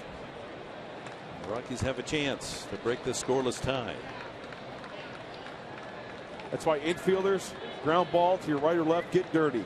Dive, knock it down, keep it in the infield. Preventing Dexter Fowler from scoring on a base hit to the outfield.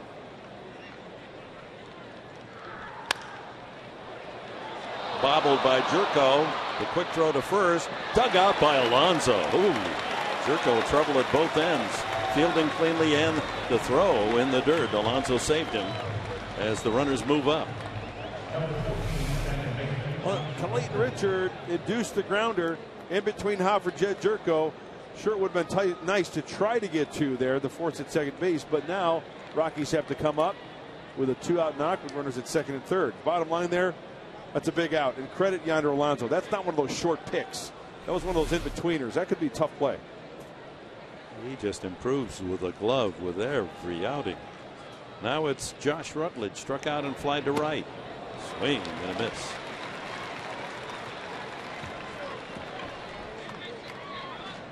Third and second occupied with 2 outs. Rutledge the batter. Oh, good action on the cutter. Way out in front of it.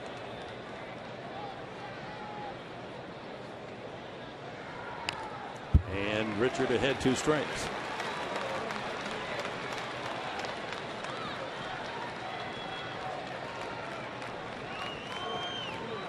Trying to work out of a problem his own doing, the 2 walks.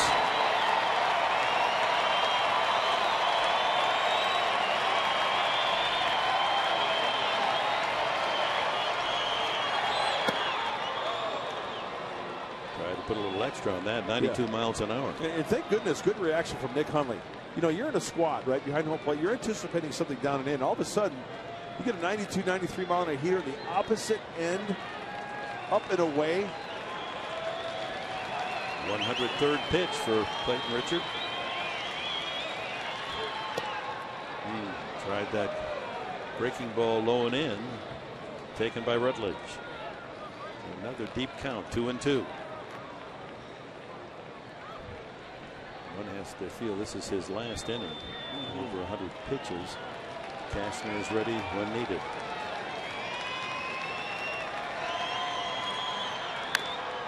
Jerko another chance. The throw, dug out again. Oh my. Great pitching. Clayton Richard got out of deep trouble there.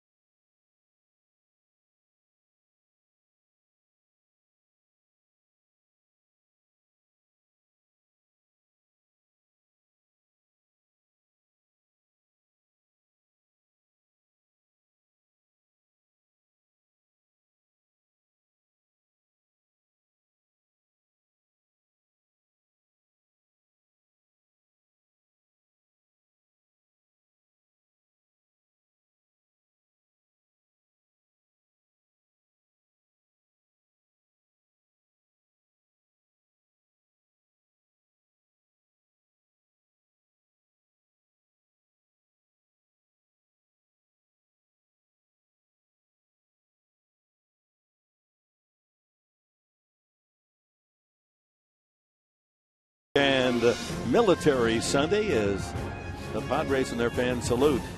Especially today, the Marine recruits occupying in right field, and General Bailey presenting Bud Black with a special flag from Afghanistan. And then all defense, Military Day defense. Clayton Richard allowing only 2 singles, 6 shutout innings, the best start of any Padre this year. And matched pitch for pitch by Jorge De La Rosa. He's allowed only a couple of hits as well.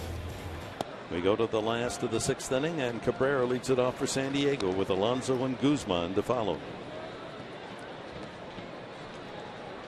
Former University of Michigan quarterback was hitting them on the numbers, except for that last inning with a couple of walks that had him in trouble, but pitched out of it. Cabrera grounded out and struck out. We got ourselves a good old-fashioned pitcher's duel, Professor. Nice job by Clayton Richard. De La Rosa matching him pitch for pitch. His pitch total at 75. Clayton hoping the Padres can get a run here, pick up a win today. Cabrera thinking about bunting for a base hit. And now Dale Thayer has replaced Cashner in the bullpen for San Diego. Thayer's had quite a run. Hitters are 0 for the last 19 against him.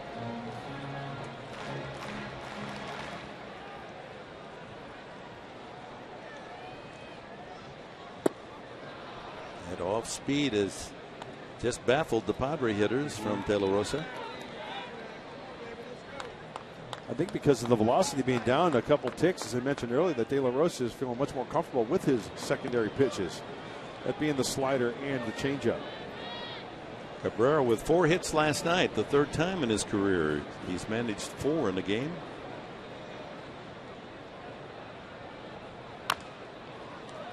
Two singles, a triple, and a home run the last time up, with a chance to become the first Padre ever to hit for the cycle, but singled. He needed the double.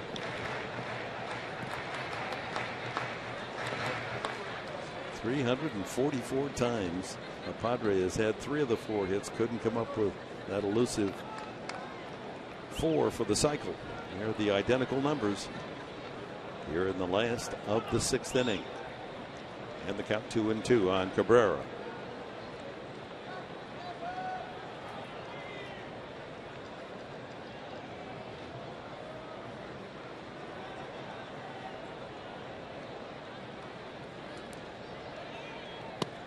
Inside.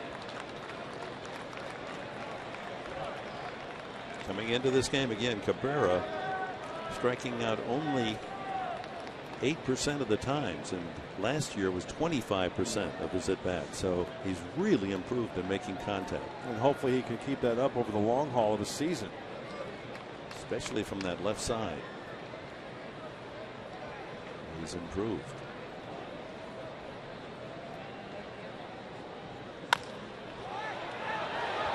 De La Rosa gets it over there in time. If that got by the pitcher, it's a base hit. Kelly Kroll. I had a chance to talk to Everett following the game last night. I said, what was going through your mind when you stepped up to the plate? And of course he said, hitting a double, of course. But then he kind of laughed. I said, so how badly, when you make contact, did you just want to keep running to second? And he goes, I really thought about it, but I knew what was best for the team. So he said he held up at first, but he was going to give it a shot, guys. He was about ready to. It would have been a tough chance. As you see, he could. Ball was right to the center fielder, and he wasn't that deep. Yonder Alonso, a looping single to right, one of the 2 Padre hits. The 2 hits for the Padres. It was a soft single by Alonso and a swinging bunt single by Jerko. So De La Rosa has been very tough. Well, who's going to blink? Who's going to make the first mistake? Errorless baseball, these 2 clubs. Both pitchers, Richard and De La Rosa, pitching extremely well. Only 2 hits for each club.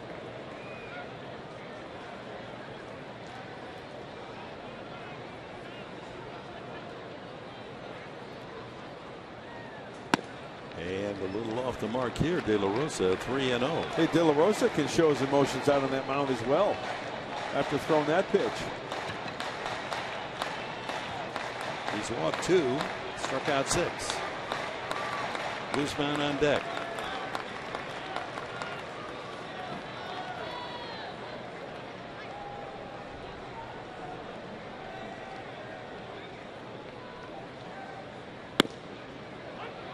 Pours in a fastball strike at 92, so he can still get good velocity. He hasn't thrown many fastballs for strikes.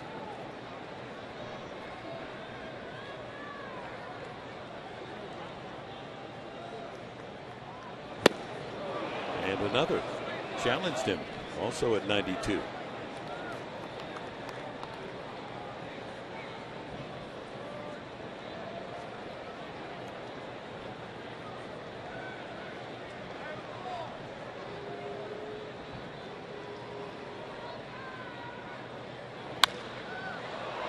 High fly, left field line and out of play.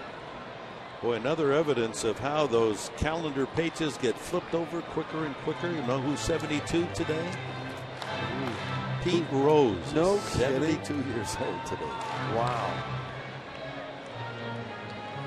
Charlie Hustle. Mark Kotze behind that railing in the dugout. Mild hamstring, but could pinch hit. 3-2. Struck him out. 3-0, and Alonso able to climb aboard as De La Rosa had the right stuff. 2 out, and it's time for the Sequan Casino Daycation stat of the game. Fewest strikeouts by batters this season. The Giants have struck out less batters than any other pitching staff with Kane and Lincecum and all the rest. Am I understanding that correctly? It's the reverse of that. It's the Colorado hitters have struck out less, and San Francisco batters less than anyone else. Well, for the Padres, remember last year the strikeout was the big thing offensively. Too many strikeouts by the hitters of the Padres. So 2 outs to Guzman. He's flied out and grounded to short. That's a pretty good job by De La Rosa. Down on the count 3-0 to Alonso through 4 straight strikes, and the 4th one for the strikeout. This next delivery will be his 90th.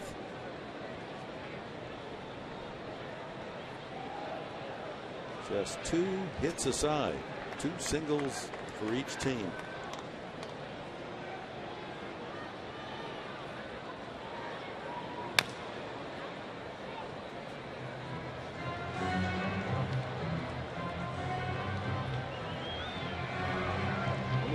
From the Padres' point of view, 2 balls really hit hard. The line drive out to center by Maben, and the line drive to the shortstop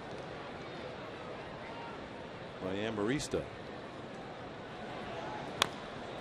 You know, back to Pete Rose, Dick. You said he was 72 today. A lot of people forget he came up as a third baseman, correct? Second baseman? But he played second, he played third, he played first, played the outfield. In fact, I think he's the guy. He's played 500 games or more at more positions than anybody. That's incredible. How do you think about that? That's how you collect over 4,000 hits, huh? 2-2. That ball hit pretty well to center field. How well is it hit? Fowler going back, and makes the catch against the wall. Oh my, just shy of sending it out of here. Guzman denied at the 395 mark.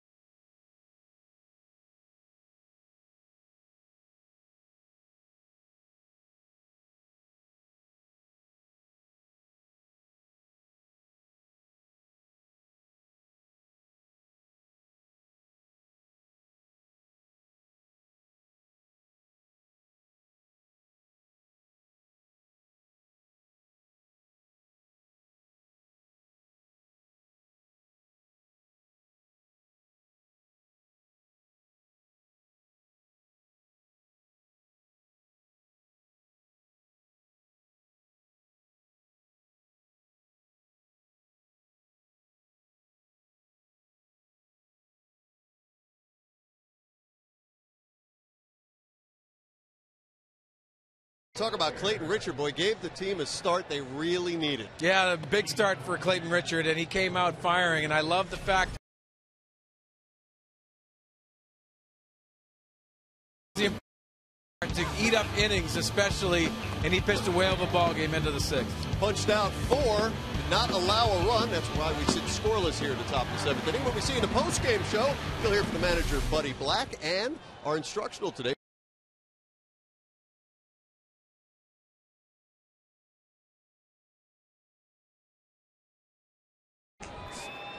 Dale Thayer comes in to pitch here in the seventh inning with Chris Nelson, Torrealba, and the pitcher spot De La Rosa for the Rockies. Said Thayer's been on quite a run. In fact, the other night, Friday night, he came in to work an inning in 2/3 and struck out 4 men. That's the most he's ever struck out in relief. He was lights out his last outing. I mean, velocity, location, movement. He had it all working that last time out on the hill. Now it's in the hands of the bullpen. It would have been nice for the Padres to score a run to get Clayton Richard being the pitcher of record, but hopefully Dale Thayer can hold these Rockies. 2-1 on Nelson.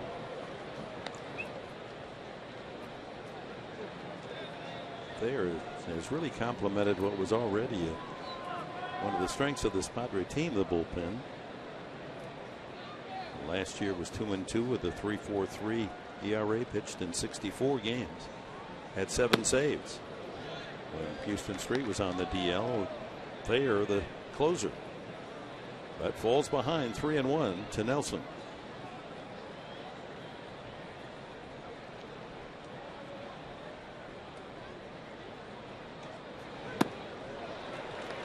Goes to the heater. Clayton Richard then 6 innings, no runs, just 2 hits, both singles, 4 walks, and 4 strikeouts.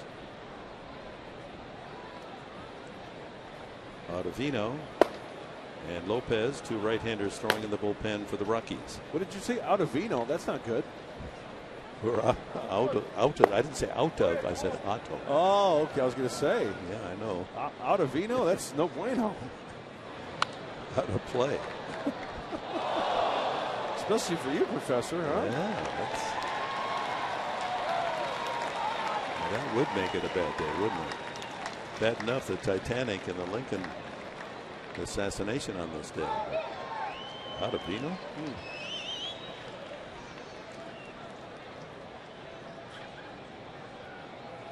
3-2 again to Nelson. Yeah, leadoff walk, flirting with trouble.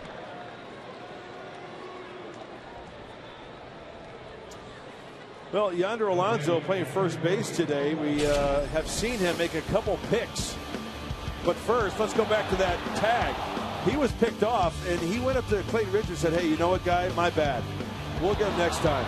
So, great concentration, picking up Jed Jerko. Once again, picking up Jed Jerko at first base. Those would have led to a couple of runs. That could be the difference in this game. A nice pick over there by Yonder Alonso.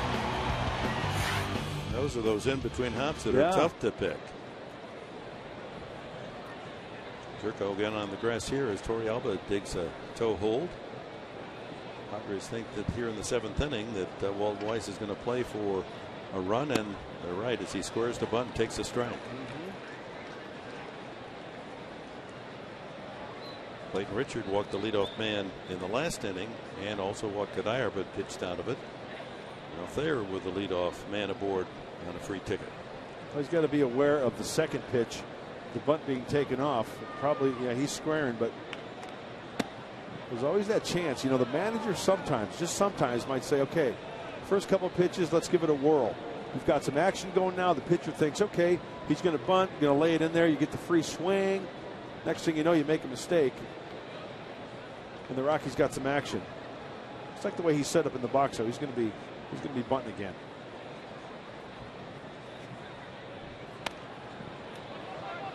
Richard, or actually Thayer rather, makes the play, and a good sacrifice by Torrealba. All right, I've been waiting for this all day. Our Twitter poll results.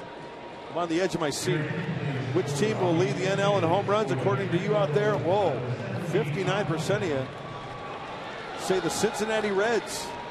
59%, and second close between the Braves and the Rockies. Bringing up the rear, the Nationals at 9%. Fans looking at that great All-America ballpark there in Cincinnati, that distances are very inviting to the home run hitter.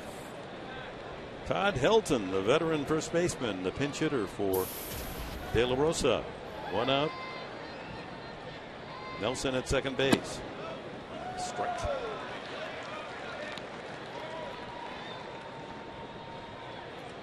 Todd Helton done some of his best hitting here at Petco Park and against the Padres. He had 2 hits last night, scored 2, knocked in a run with a double, and on Friday night had 3 hits, 2 singles and a double. A ball and a strike.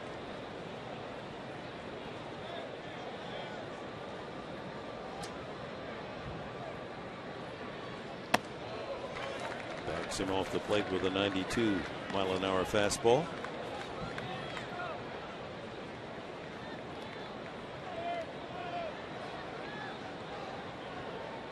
The all-time leader in Rockies history in games, at bats, runs, hits, doubles, home runs, RBIs, walks, everything. And that ball crushed to right field. Back goes to Norfia. And that ball is in the jack deck. Helton off the bench to club a 2-run homer. And the Rockies lead 2-0. The team that leads the majors in home runs. Going long again. And the veteran Helton knows the way.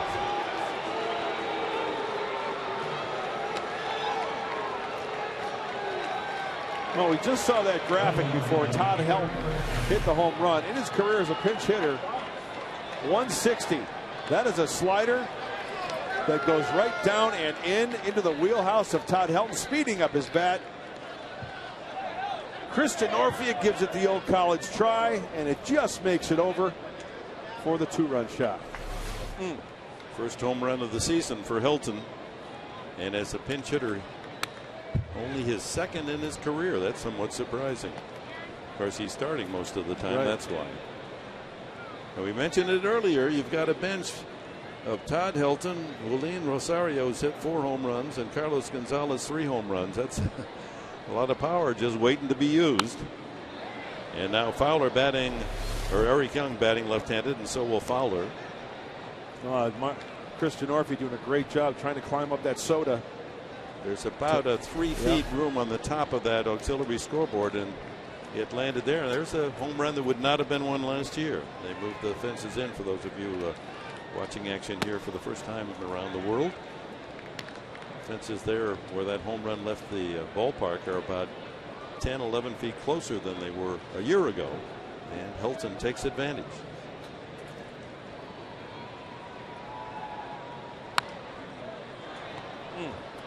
That hurts. So after 0 for 20 hitters against Dale Thayer, veteran Helton finds a way, and it's 2-0. 21st home run of the season for the Rockies, 16 of those on the road. Shallow in center. Maven for the out, 2 away.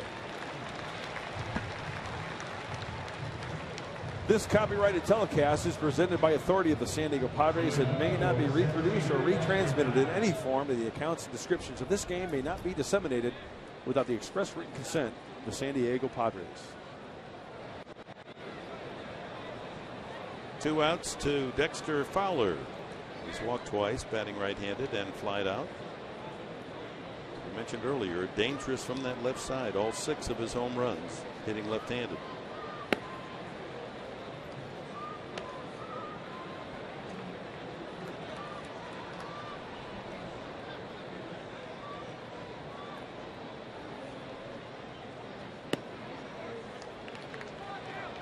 Trying to think, Dick. We just had that package on Yonder Alonso, first base picking it. Would have been if he doesn't pick those out of the dirt, that's at least 2 runs, according, right? Because there were runners on.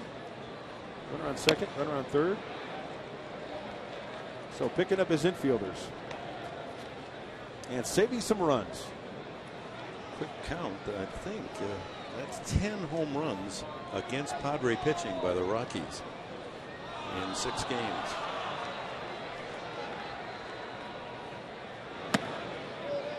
And the count 2-2 to Fowler.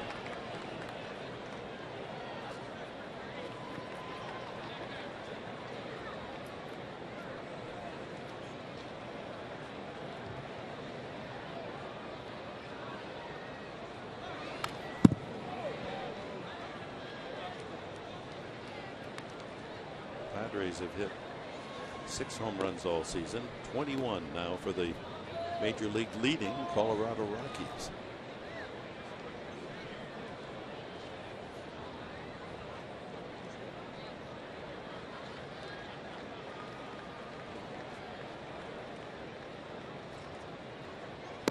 Struck him out.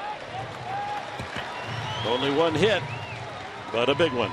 Todd Helton, the veteran, headed toward Cooperstown. Finds the porch, right field for the home run, and a 2-0 lead.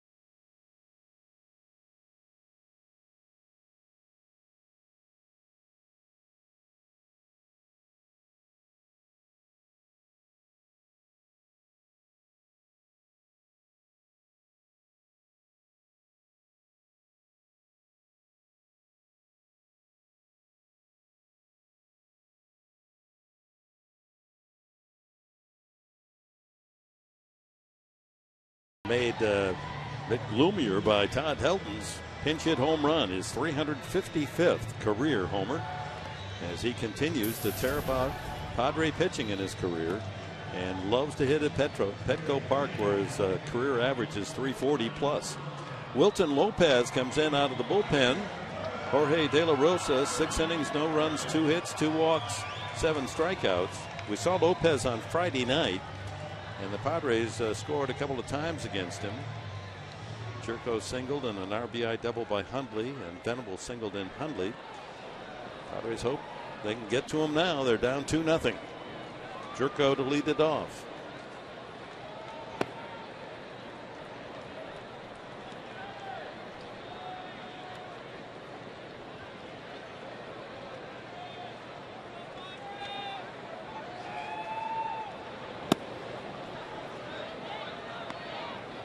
Jerko, an infield hit and a walk today.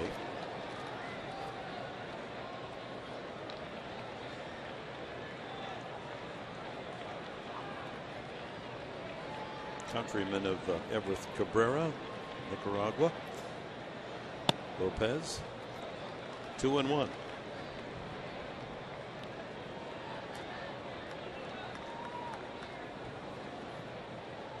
Was in the Padre organization for a while in the minor leagues. Playing by Houston from San Diego. And then Colorado.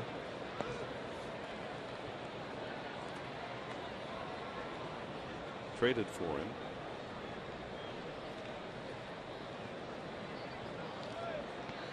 Houston last year, he was 6-3 in 64 relief appearances. 6 wins for the Houston Astros out of the pen. That's a pretty good year for you.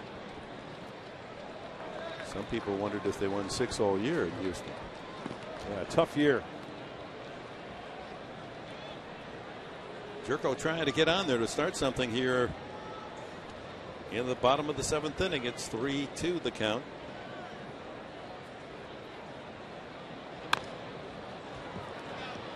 The Rockies aided by the leadoff walk in the top half of the inning, and then Hilton's pinch homer.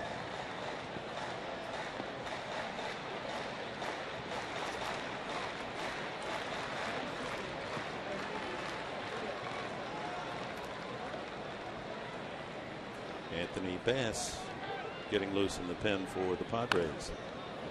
He tops another one, does Jerko. A lot of movement, and you'll see a lot of hitters top the pitches from Wilton Lopez. Fastball, 89 to 96, and changeup is the secondary pitch, and they'll flip up a slider as well. Doesn't walk many. He makes you hit your way on. Yep. 66 innings last year. He walked only 8 men. That's remarkable control. And he strikes out Jerko. Well, Padre fans, you're going to want to tune in tomorrow to catch a new episode of Padres Weekly. A new addition to the Fox Sports San Diego team. Kelly Kroll has been just going all about town with these guys and finding out what they're about and what's in store. And Kelly, what's coming up on the next Padres Weekly? Well, we make sure to get you some FaceTime, Mark Grant and Mark Sweeney, as you guys talk about the rivalries with the Dodgers and the Giants as the team hits the road. And then we have a great piece coming up on the Jackie Robinson movie. Number 42 hit theaters yesterday. A lot of the Padres excited to see that movie. They gave us their thoughts on that. And then Reboot, a program here that's helping veterans find jobs after military life. We got to sit down with them as well. A great show, lots more besides that, so be sure to tune in tomorrow. All right, thanks, Kelly. We know you've been working hard on that, and looking forward to seeing that. Nick Hundley, 1 strike on the catcher, and 0-2, the changeup. Hundley, a strikeout and a fly ball to right. Maben on deck. 2-0 now, Colorado in the home half of the 7th inning. Padres against veteran Wilton Lopez. There was a mistake there. Lopez known for that sinker, a lot of movement, but that one was elevated a little bit.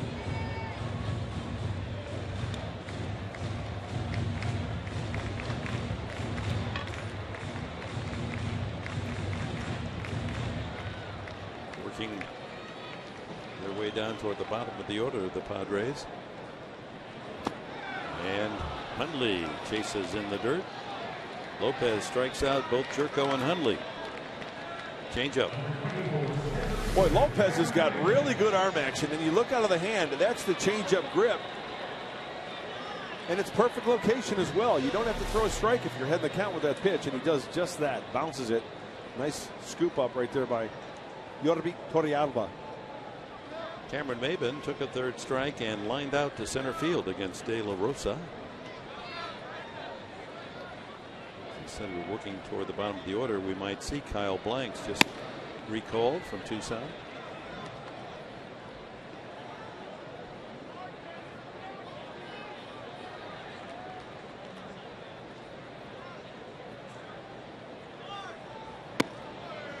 One and one.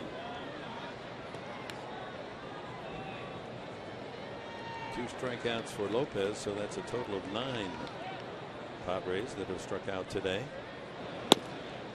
2-1. Maben.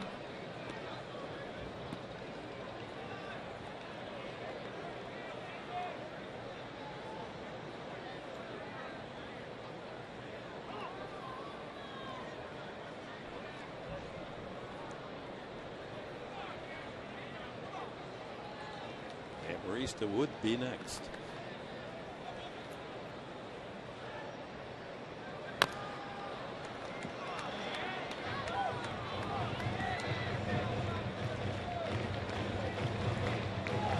Away from striking out the side. Lopez. This isn't the same right-hander we saw on Friday night when the Padres got a couple of runs and 3 hits against him and hit the ball hard for another out.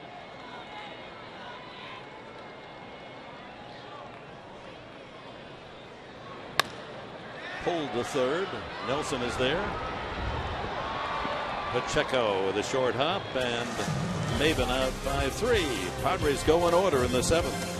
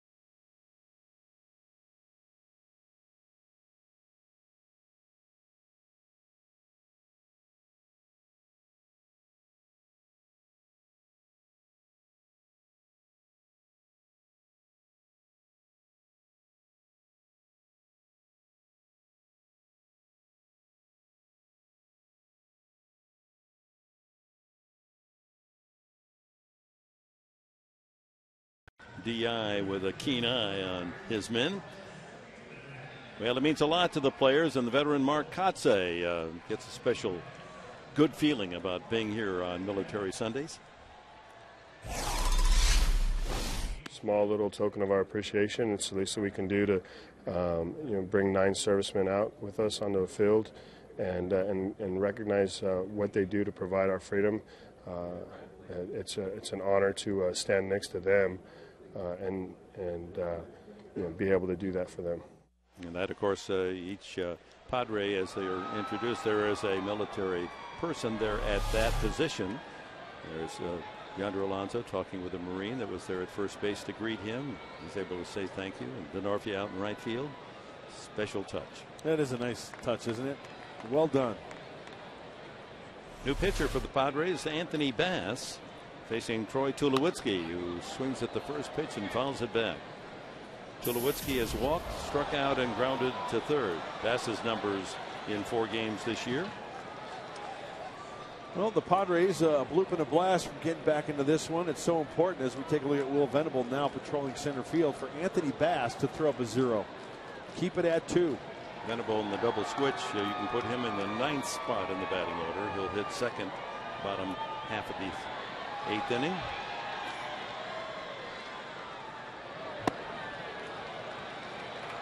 Good pitch.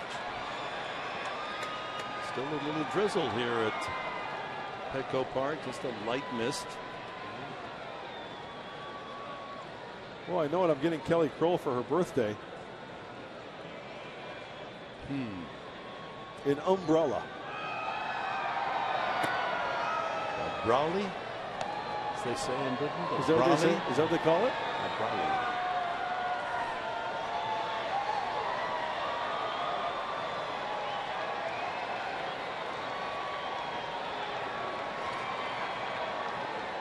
Hey! Look what I found, guys.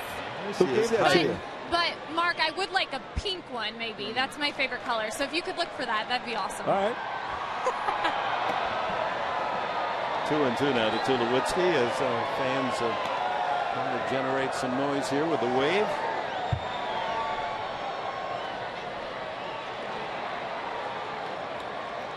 The men and women aboard ship around the world in the U.S. Navy can appreciate that. A good wave. Yeah.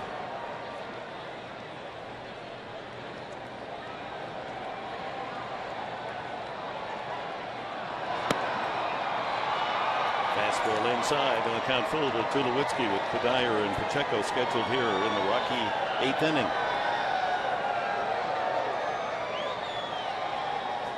Rocky swept the series in Denver and leading 2-0 today, trying to repeat a 3-game sweep here on the home grounds of the Padres. Time running out on San Diego. And a walk to Tulowitzki. Padres have run into a bad pattern here late in the game. They walked the leadoff man in the 6th. They walked the leadoff man in the 7th, and that became a run when Helton homered, and now a walk to the leadoff man in the 8th inning.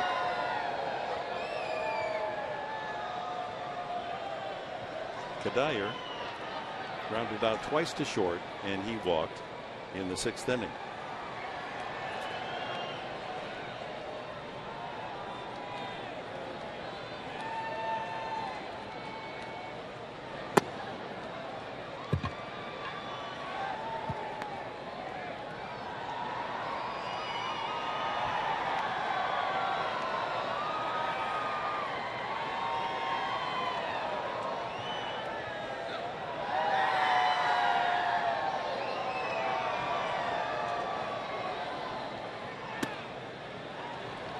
That's a strike at 91.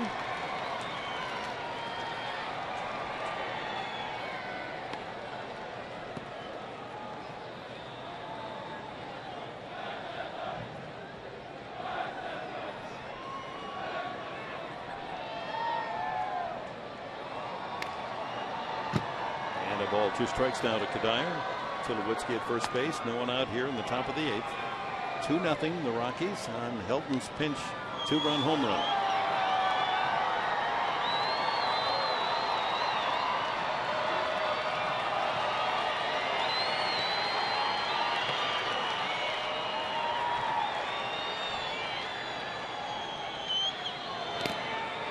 Well, I was just going to say before that pitch, Nick Hundley was set up inside, and I was just about to say, you better make sure you get it in there now. Kadire can turn on a fastball. Good moving fastball from Anthony Bassett, 92. Out of the hand, 2-seam fastball, but Kadire just tops it. Either that or it hit Nick Hundley's glove. He must have fouled it off. Foul ball, right? See that ball change direction on the sinker in. Got him. Good slider. First strikeout for Anthony Bass. Hey, tough out. Michael Kadire is a tough out. Big because now a ground ball, you can possibly get a double play. There's a slider down and away. Bad looking hack right there on the off speed pitch. Brings up first baseman Jordan Pacheco. He's grounded out to short and third and flied to center.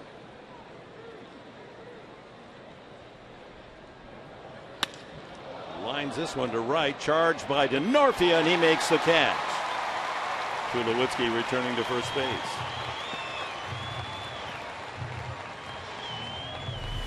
Ball's going to be slicing a little bit towards Denorfia, so he's cutting down the range there. Nicely done. A good first step off the bat for Chris.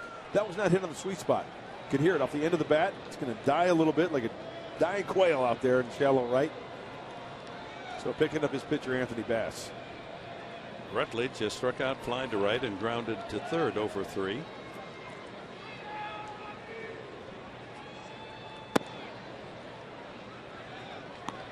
That's that one up at 94 miles an hour. So the pitching matchups in the Dodger series starting tomorrow night. Stoltz against Billingsley tomorrow night. Tuesday it'll be Marquis against Capuano. And on Wednesday night, Tyson Ross draws Clayton Kershaw. 6:30 here on Fox Sports San Diego. The pregame show all 3 nights, Monday, Tuesday, Wednesday night from Dodger Stadium.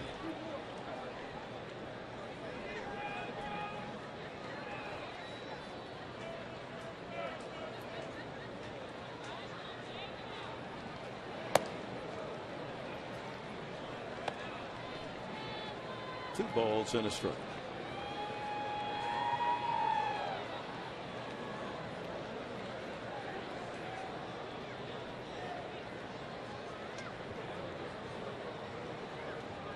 Bottom half of the inning, it'll be Amarista, Venable, and Denorfia for the Padres. That levels the count at 2-2. Got to put him away right here. You don't want to go 3-2 because then the runner will be going. In the event of an extra base hit, that's another possible run for Colorado. That's why it's so important right here. If you could put him away, throw that slider down and away. Grounded to third. Jerko goes the short way for the force. Inning over. To the bottom of the 8th, the Padres. Amarista, Venable, Denorfia need 2 to tie.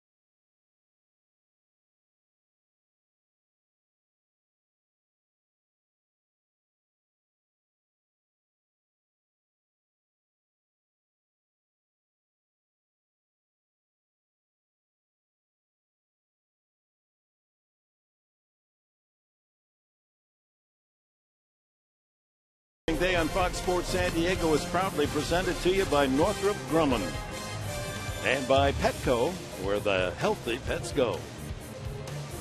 Yeah, that's one of the many great stops in Balboa Park, one of the outstanding, if not the #1 zoo in the world. You've got the great sports museum, the Hall of Champions, the Science Museum, the art, the Old Globe Theaters, and that Aerospace Museum, and you'll find Jerry Coleman's name in there. Yep. Colonel. It's the final few recruits leave the ball yard. Thank you for coming, ladies and gentlemen. Good luck out at Camp Pendleton, and hope to see you again on another Sunday here at Petco.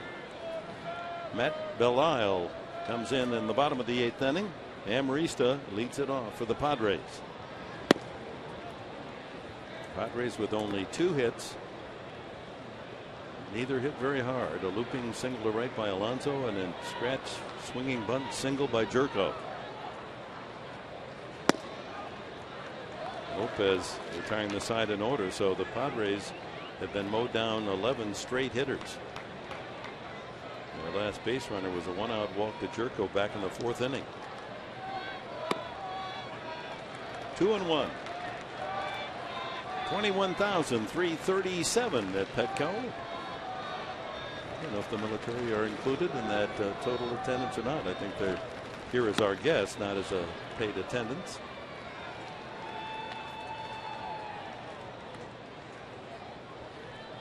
Two to Amarista, who has struck out, lined to shortstop.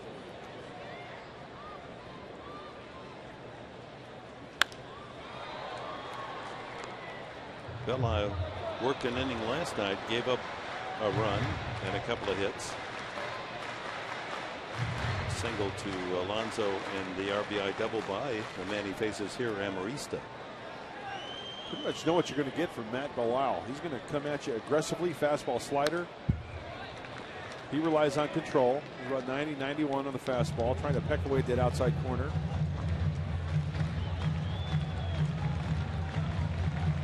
He's had a nice career.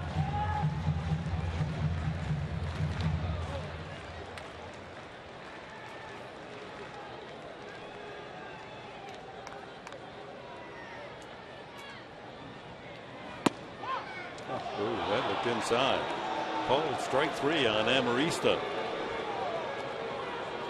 Let's see where that pitch was. Four-seam fastball in. Looks like, I have no problem with the belt buckle high fastball. Kind of tough to tell there as far as how much of the plate it caught. It's a big out for the Rockies. 10th Padre to strike out. That's 12 straight men that have been knocked down by Rocky pitching, and the first pitch to Venable is a ball. This is his first at bat. So he's seeing a lot of pitches this year. Ground ball sharply at Tulowitzki. Quick hands, strong arm, 2 away. That ball was scalded. Brings up Denorfia. One more chance to extend his hitting streak. Currently at 9 in a row, but a couple of strikeouts and a walk today.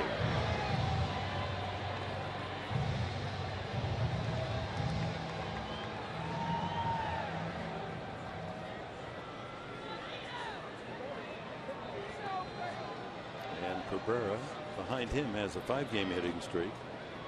He too has gone 0 for 3.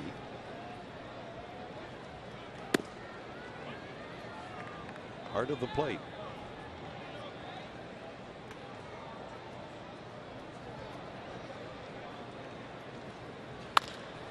Another chance for Tulowitzki. And for the 4th straight inning, the Padres go 1-2-3.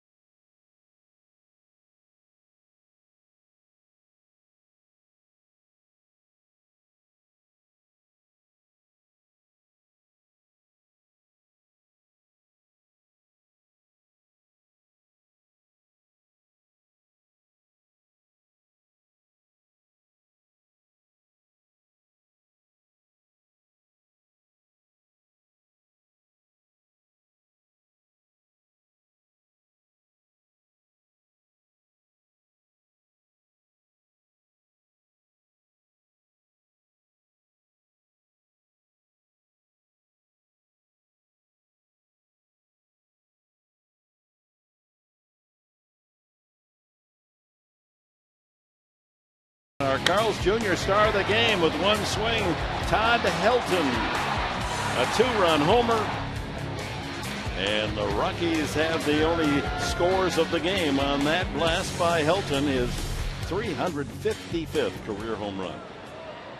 Bass stays in, works the 9th inning. Chris Nelson leads it off.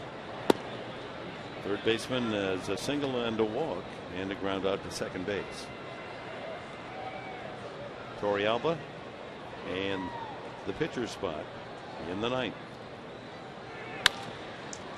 Deep in the hole, Cabrera, the long throw in time. So important for Anthony Bass to go through the bottom of this Rockies lineup, as you mentioned, Dick. Nelson, Torrealba, and then the pitcher spot. Boy, he's got that strong arm. He knows when to use it. Planted that back foot, firing a strike as Rafael Betancourt, the closer, starts heating up for the Rockies. Betancourt to save his 4th of the season in the win on Friday night, 7-5. Torrealba, a single, a sacrifice, and a ground up. And Marista off a broken bat, 2 away.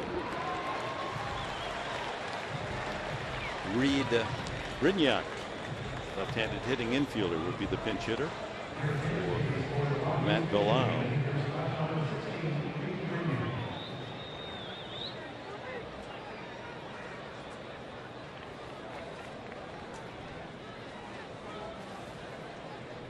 Brignac 5 for 17. That works out at .294.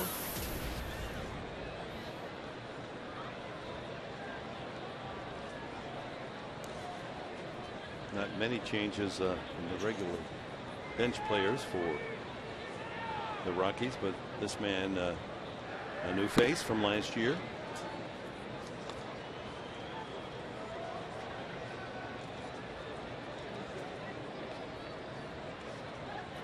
Picked up at the middle of spring training from Tampa. Slaps that one foul. And one of the 21,337 here in attendance at Petco Park will take home something to remember. Major League Baseball. Carlos Gonzalez and Troy Tulowitzki in conversation there. Off the fist, and shortstop Cabrera squeezes the third out. 1-2-3, the Rocky story. Here come the Padres. Last call.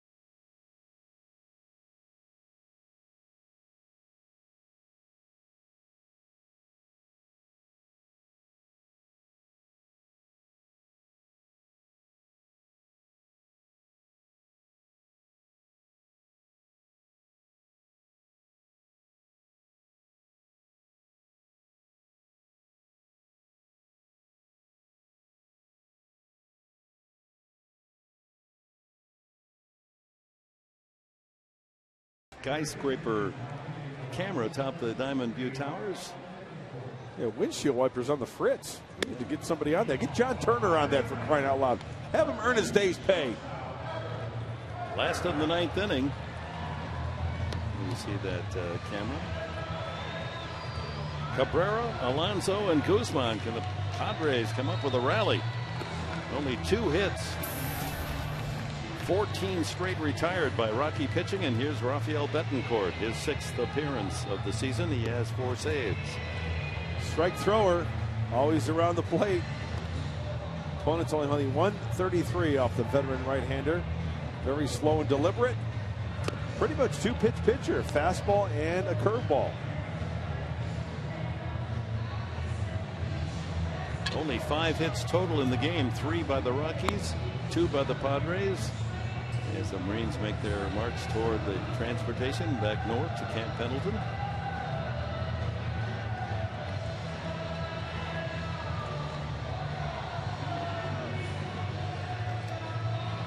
Betancourt, one of the many players in the big leagues from South America, Venezuela.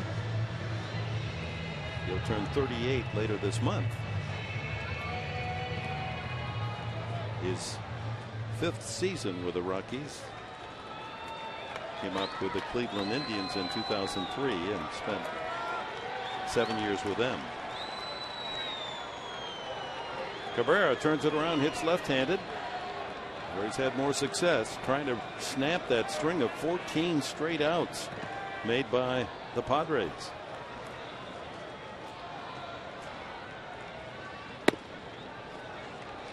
Takes a pitch, strike 1.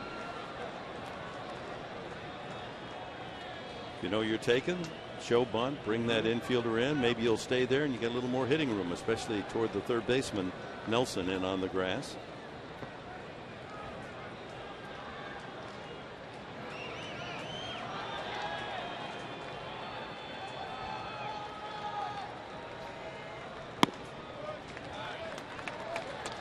Padres need a base runner. Get that tying run to the plate here in the ninth. Bloop and a blast, right, Professor? How about 2 bloops and a blast? There you go. Everybody can go home happy on military opening day. Here comes the curveball. Nope, changeup. He shook off the curveball, wants to throw the changeup. And it's low, 2-1.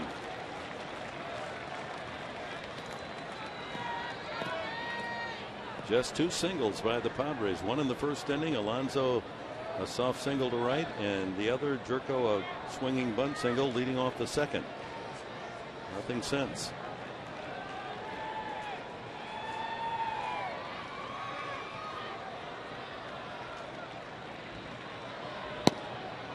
Three and one.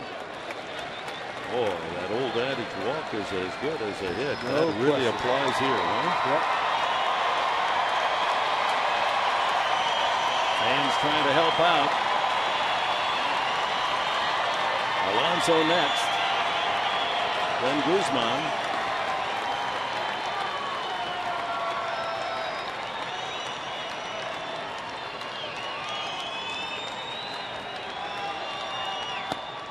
Ball 4. There's the start. That'll bring the tying run to the plate.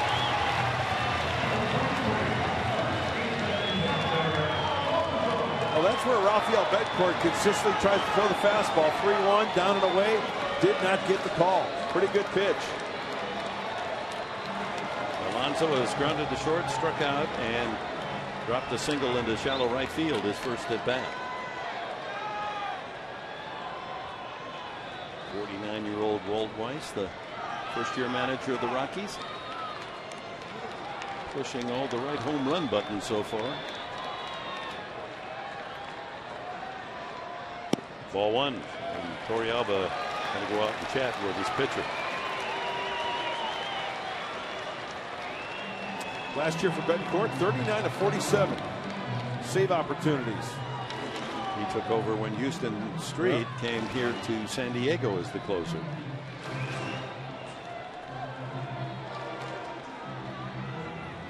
Take a lot of save opportunities. The Rockies lost 98 games. Yeah, Dick, actually, I want to correct myself. Since August 2011, Rafael Betancourt has converted 39 of 47. Last year he had 31 saves out of the Rockies' pen. 1-0 to Alonso. That's right down. Well, actually, it looked down the middle, but according to Fox Track, it wasn't in the strike zone. Yeah, Southland Technology not happy with that call. So 1-1 to Alonso.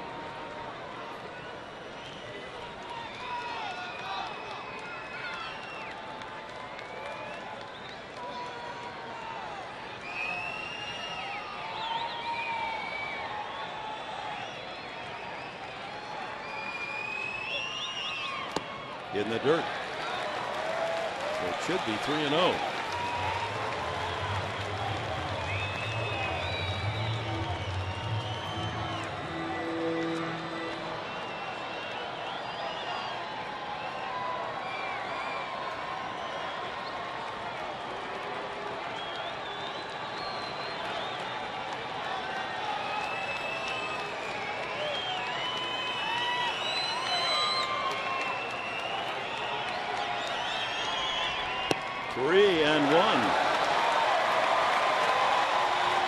Betancourt, usually very reliable control pitcher, has walked Cabrera. Should have already walked Alonso, but got a call. It's 3-1.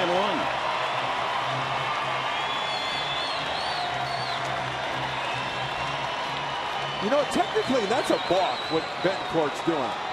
I know he does it every time, but he's in contact with the rubber. He actually takes the ball out of his glove and then gets into a set position.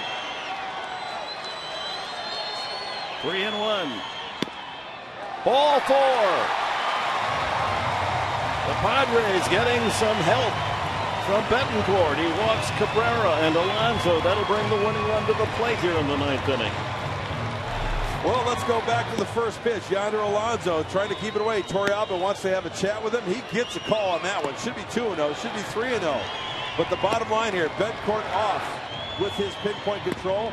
Now, hopefully, he's off in the zone somewhere where the Padre hitters can capitalize on a mistake and send everybody home happy.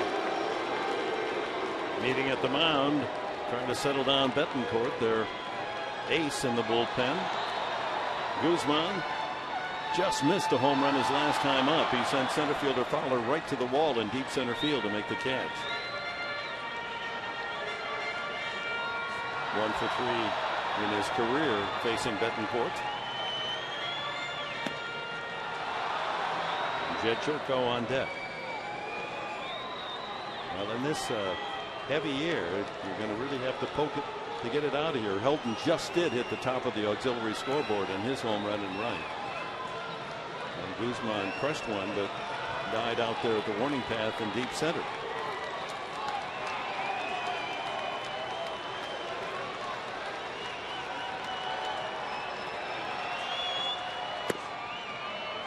Guzman squaring as if Bud Black was going to try to move the tying run into scoring position here in the 9th inning. Takes a strike. Or was he just taking a pitch and wanted to give Betancourt something to look at? I think you got to bunt him over.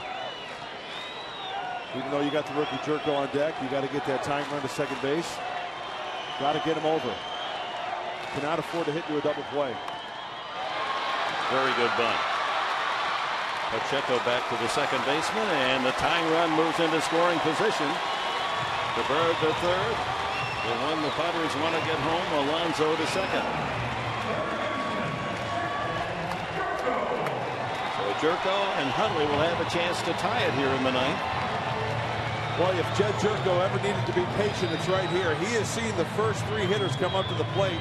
A little wildness to Cabrera and Alonso, so he can't be over froggy here. Can't be swinging at bad pitches. All the pressure's on Betancourt right here. Jerko faced Betancourt on Friday night and tagged one deep to right field. Just missed sending it out. Freeze on the line drive, too, on the infield. You don't want to get doubled up.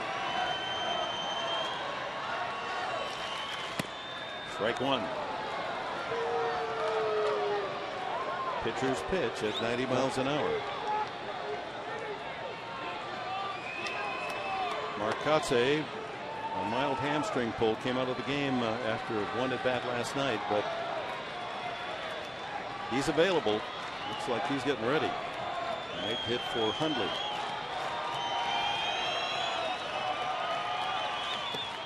In the dirt. Ooh. If Torrealba got crossed up there, let's see, no visit, but the way he handled that last curveball wasn't really a good technique. He's even shaking his head. Watch how he almost boxes this one. That's a curveball. He's almost like caught in between. Do I try to? He's caught in between. He didn't know whether to try to catch it cleanly or go down and kind of smother it. He's lucky that one didn't get away. Two men in scoring position for rookie Jet Jerko. 1-1 the count. In the dirt again. Blocked by Torrealba. Another curveball.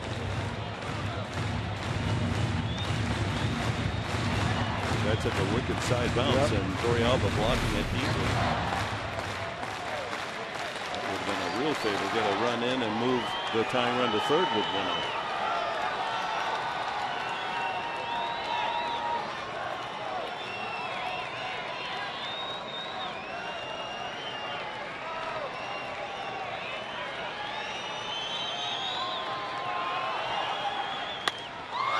Lifts it to right field. Tagging is Cabrera. Kadire with a catch. Cabrera scores. It's 2-1. And there's 2 out in the ninth as Jerko gets the Padres on the scoreboard. But one more chance, and it'll be Hundley who steps to the plate with the tying run out at second base.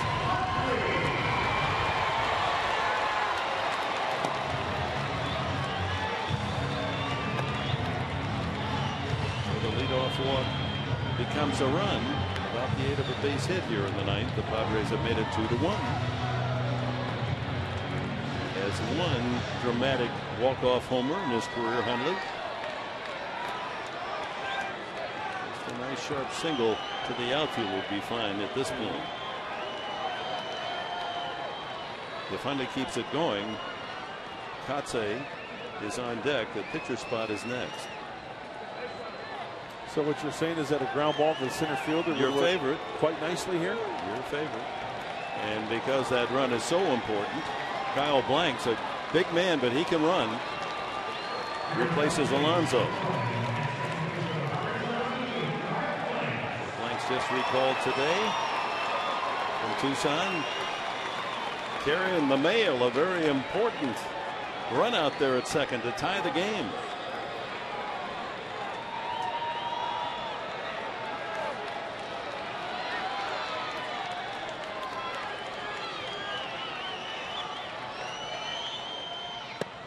Strike one.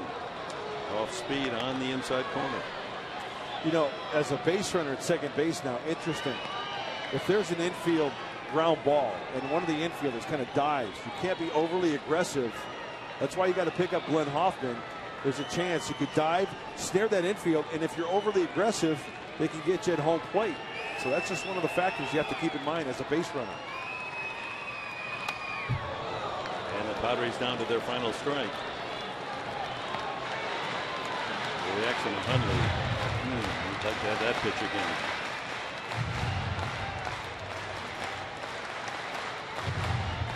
Nick has struck out twice and fly to right today.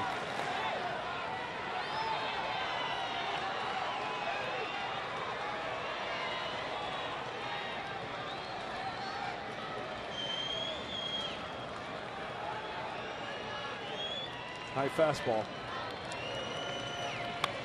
Oh, a breaking ball.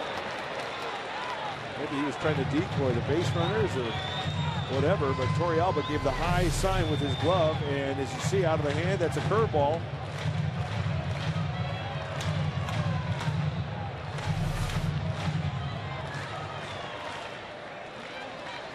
Hundley with 3 runs batted in so far this year. Blanks out at second, 2 outs. 2-1 here in the bottom of the 9th inning. Betancourt ahead on the count, 2 strikes.